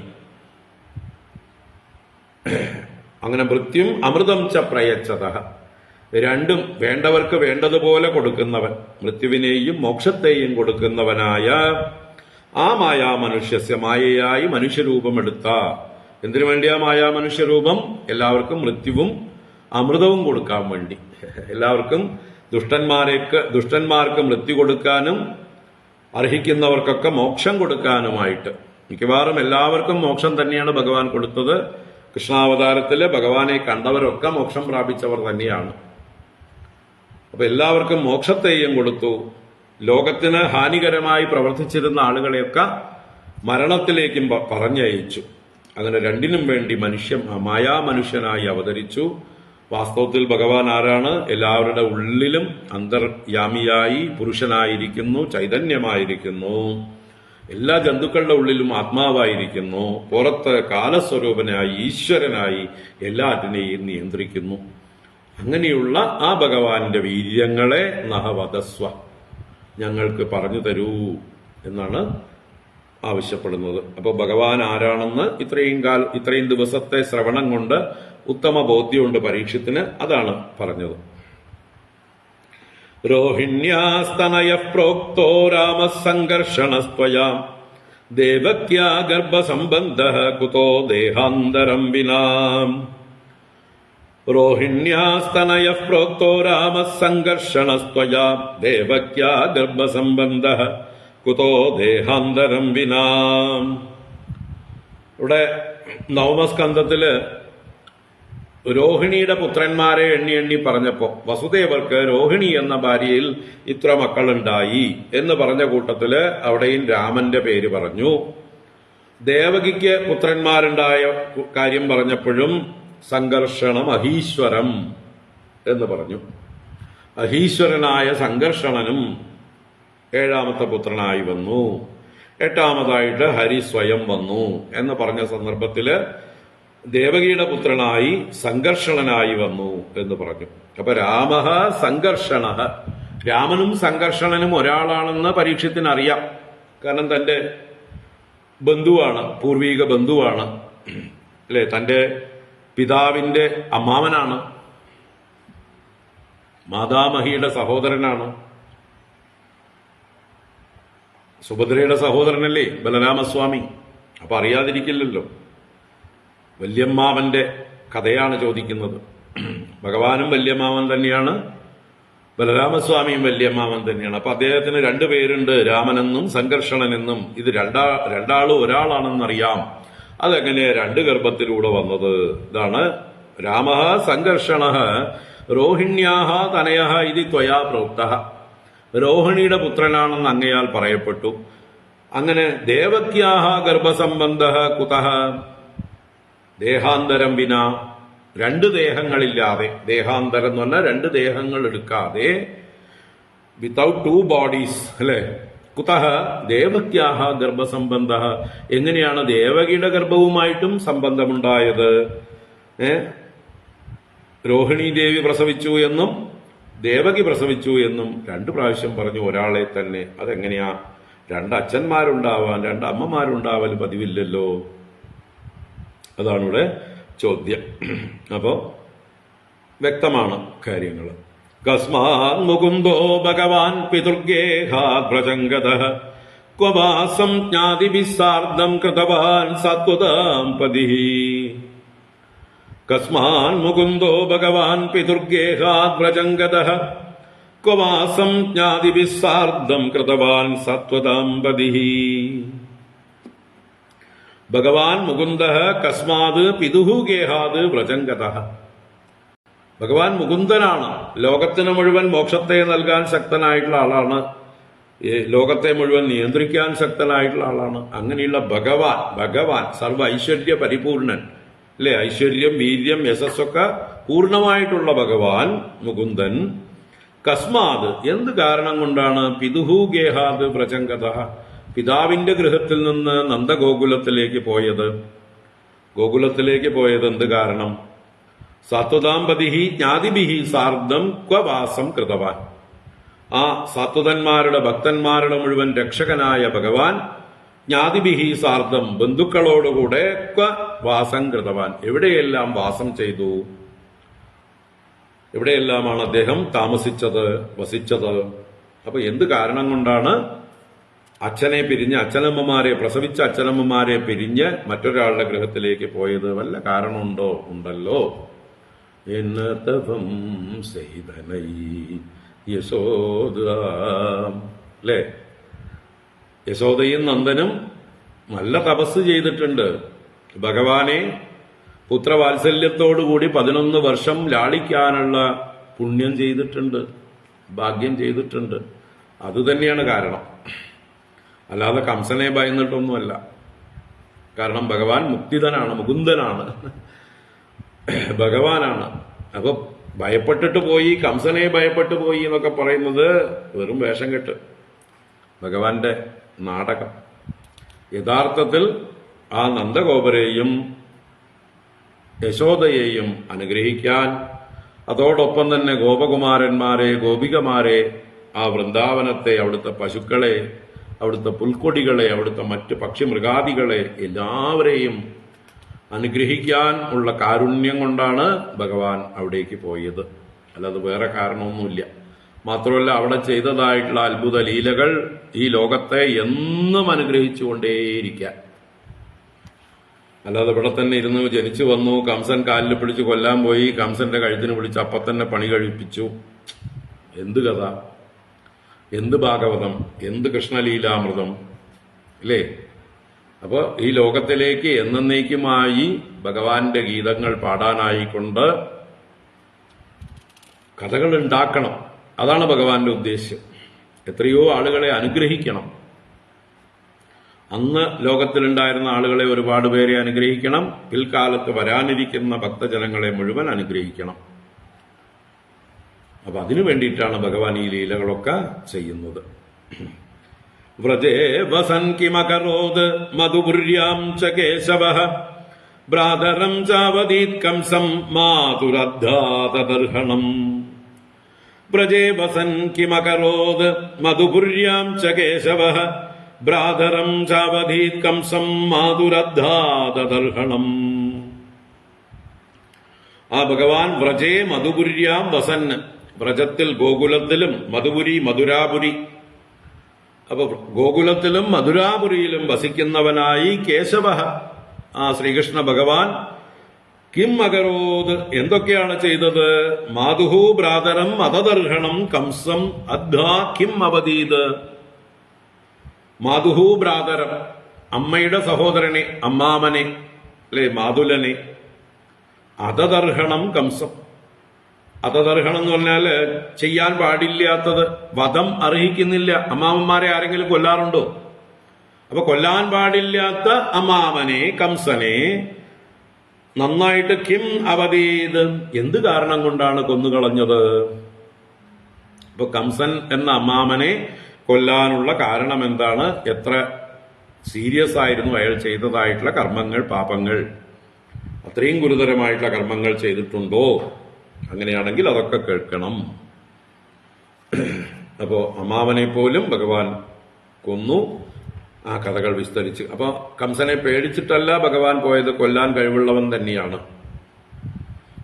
അപ്പൊ എന്തുകൊണ്ട് അദ്ദേഹം ഇങ്ങനെയൊക്കെ പലയിടത്തും പോയി താമസിച്ചു, ഒരുപാട് ലീലകൾ ചെയ്തു. ദേഹം മാനുഷമാശ്രിത്യ കതിവർഷാണി വൃഷ്ണിഭിഃ യദുപുര്യാം സഹാവാത്സേത് പത്ന്യഃ കതി അഭവൻ പ്രഭോഃ. ദേഹം മാനുഷമാശ്രിത്യ കതിവർഷാണി വൃഷ്ണിഭിഃ യദുപുര്യാം സഹാവാസീത് പത്ന്യഃ കത്യഭവൻ പ്രഭോഃ. മാനുഷം ദേഹം ആശ്രിത്യ, ഭഗവാൻ മനുഷ്യ ശരീരത്തെ സ്വീകരിച്ച് വൃഷ്ണിഭിഹി സഹ യദുപുര്യാം കതിവർഷാണി അവാത്സീത്, ആ വൃഷ്ണികളോടുകൂടി, വൃഷ്ണികൾ ഇവിടെ യാദവന്മാർ എന്നെടുക്കാം, ആ യാദവന്മാരോടുകൂടി യദുപുര്യാം, യാദവപുരത്തിൽ വച്ചാൽ ഇവിടെ മധുരാപുരിയിൽ നിന്നും, കതിവർഷാണി അവാത്സീത്, എത്ര വർഷങ്ങൾ വസിച്ചു, മധുരാപുരിയിൽ എത്ര കാലം കഴിച്ചു.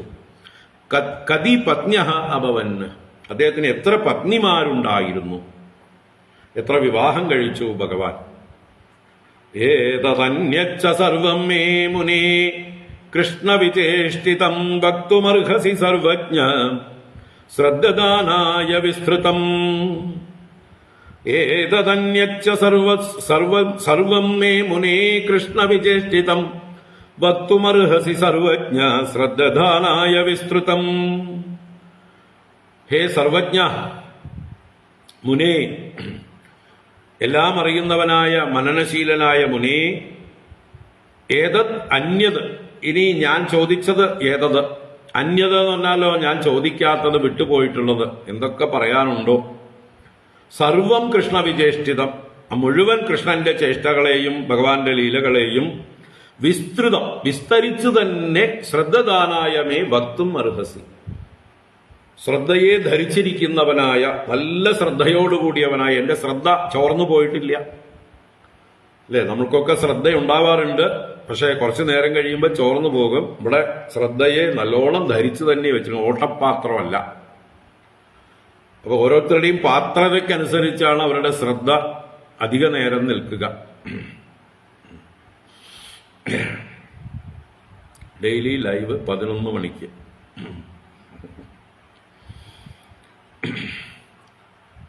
ശ്രദ്ധയെ എപ്പോഴും ധരിച്ചിരിക്കുന്നവനാണ് ഞാൻ. എനിക്ക് ഈ കാര്യത്തിലുള്ള ശ്രദ്ധ ഒട്ടും ചോർന്നു പോകുന്നതല്ല.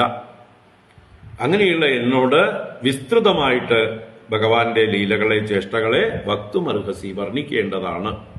അങ്ങ് എല്ലാം അറിയുന്നവനുമാണ്, സർവജ്ഞനാണ്, മുനിയാണ്, എല്ലാം വേണ്ട പോലെ വിചാരം ചെയ്ത് പറയാൻ അറിവുള്ള ആളാണ്.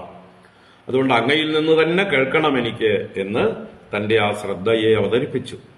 നൈഷാദിദുസ്സഹാക്ഷുന്മാം ത്യക്തോദമഭിബാധതേ പിബന്ധം ത്വന്മുഖാംബോജച്യുതം ഹരികഥാമൃതം. നൈഷാദിദുസ്സഹാക്ഷുന്മാം ത്യക്തോദമഭിബാധതേ പിബന്ധം ത്വന്മുഖാംബോജച്യുതം ഹരികഥാമൃതം. ഇനി ക്ഷീണമുണ്ടോ, വിശപ്പുണ്ടോ, ദാഹമുണ്ടോ?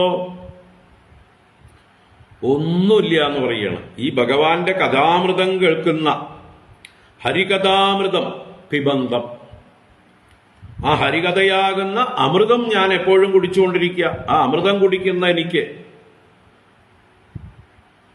നൈഷ അതിദുസ്സഹ ക്ഷുത്ത, ക്ഷുത്ത വിശപ്പ്, അതിദുസ്സഹ ഏഷാ ക്ഷുത്ത ന അതിദുസ്സഹ. ഈ വിശപ്പ് എനിക്ക് സഹിക്കാൻ പറ്റാത്തതേ അല്ല, വിശപ്പ് ഒട്ടും തോന്നുന്നേ ഇല്ല, ഞാൻ ചിന്തിക്കുന്നേ ഇല്ല. അത് തെക്തോദം അപി, തെക്തോദം ഉദകത്തെ ത്യജിച്ചവനാണ് ഞാൻ, വെള്ളം പോലും കുടിക്കുന്നില്ല. എന്നാലും മാം ന ബാധതേ, എന്നെ ബാധിക്കുന്നേയില്ല. അപ്പോ മറ്റുള്ളവർക്കൊക്കെ ദുസ്സഹമായിട്ടുള്ള വിശപ്പ്, ഇവിടെ എന്നെ വെള്ളം കുടിക്കാത്തവനായിട്ട് പോലും ഒട്ടും ബാധിക്കുന്നില്ല. കാരണം എന്താണ്? ഞാനൊരു അമൃതം കുടിച്ചുകൊണ്ടിരിക്കുകയല്ലേ. ഹരികഥാമൃതം പിബന്ധം മാം. അത് എവിടുന്ന് വരുന്നതാണ് ഈ ഹരികഥാമൃതം? ത്വന്മുഖാംബോജച്യുതം. ത്വന്മുഖാംബോജച്യുതം, അങ്ങയുടെ മുഖമാകുന്ന താമരയിൽ നിന്നൊഴുകുന്ന തേൻ പോലെയുള്ളത്. ആ സുഖബ്രഹ്മർഷിയുടെ മുഖമാകുന്ന താമര, വായാകുന്ന താമര, അദ്ദേഹത്തിന്റെ ചുണ്ടുകളിൽ നിന്ന് വാക്കായി ഒഴുകുന്ന തേനാണ്, അമൃതമാണ് ഈ ഭാഗവതം. അപ്പൊ അങ്ങയെപ്പോലൊരു മഹാത്മാവിന്റെ മുഖകമലത്തിൽ നിന്നൊഴുകുന്ന അതിമധുരമുള്ളതായിട്ടുള്ള ഈ വാക്കുകളാകുന്ന അമൃതം എനിക്ക് എത്ര കേട്ടാലും മതിയാവുന്നില്ല എന്ന് മാത്രമല്ല, ഇത് കുടിച്ചുകൊണ്ടിരിക്കുന്നത് കൊണ്ട് വിശപ്പും ദാഹവും ഒന്നും ഞാൻ അറിയുന്നേയില്ല. 3 ദിവസം കഴിഞ്ഞു, 4-ാമത്തെ ദിവസം വൈകുന്നേരം ആവാറായി. അതുകൊണ്ട് എനിക്ക് ഇതൊന്നും ഞാൻ ചിന്തിക്കുന്നേ ഇല്ല. അതുകൊണ്ട് അതിനെക്കുറിച്ചും അങ്ങയ്ക്ക് വേവലാതി വേണ്ട. അയ്യോ, ഇയാൾക്ക് വിശക്കുന്നുണ്ടാവോ, ദാഹം ഉണ്ടാവോ, ക്ഷീണം ഉണ്ടാവോ, ചെറിയൊരു ബ്രേക്ക് കൊടുക്കേണ്ടതുണ്ടോ എന്ന് സാധാരണ ഓഡിയൻസിനെ കാണുമ്പോൾ ആചാര്യന്മാർക്കൊക്കെ തോന്നും. അയ്യോ പാവങ്ങളെ കുറെ നേരമായി, ഇനി ഇവർക്ക് അധിക നേരം പിടിച്ചു നിൽക്കാൻ പറ്റില്ല, വിശപ്പിന്റെ സമയമായി, പൊക്കോട്ടെ എന്ന് പറയും പോലെയുള്ള അത് വേണ്ട, എനിക്ക് ബ്രേക്ക് വേണ്ട എന്നാണ് ഈ ശ്രീശുക ബ്രഹ്മർഷി പറയുന്നത്. അങ്ങനെ തന്റെ ആ കഥ കേൾക്കാനുള്ള അത്യന്ത ശ്രദ്ധയെ, കമ്മിറ്റ്മെന്റിനെ അദ്ദേഹം പ്രകടിപ്പിച്ചു. ഇത് കേട്ടാ പിന്നെ ശ്രീശുക ബ്രഹ്മർഷിക്ക് സന്തോഷാവാതിരിക്കുവോ? അദ്ദേഹത്തിനും ഭഗവാന്റെ കഥ പറയുന്നത് അത്യന്തം ആനന്ദം നൽകുന്നതാണ്. അപ്പോ അദ്ദേഹം ഭഗവാന്റെ കഥ പറയാൻ തുടങ്ങുന്നു എന്ന് സൂത മഹാശയൻ ശൗനകാദികളോട് പറയുന്നു. ആ ശ്ലോകം കൂടി വായിച്ചു നിർത്താം. സൂത ഉവാച ഏവം നിശമ്യ ഭൃഗുനന്ദന സാധുവാദം വയ്യാസകി സ ഭഗവാനത വിഷ്ണുരാദം പ്രത്യർച്യ കൃഷ്ണചരിതം കലികൽമശഗ്നം വ്യാഹർത്തുമാരപദ ഭാഗവത പ്രധാനഃ. ഏവം നിശമ്യ ഭൃഗുനന്ദന സാധുവാദം വയ്യാസകി സ ഭഗവാനത വിഷ്ണുരാദം പ്രത്യർച്യ കൃഷ്ണചരിതം കലികൽമശഗ്നം വ്യാഹർത്തുമാരപദ ഭാഗവത പ്രധാനഃ. സൂത ഉവാച. ആ സൂതൻ നൈമിഷാരണ്യത്തിൽ ശൗനകാദികളോട് തുടരുകയാണ്.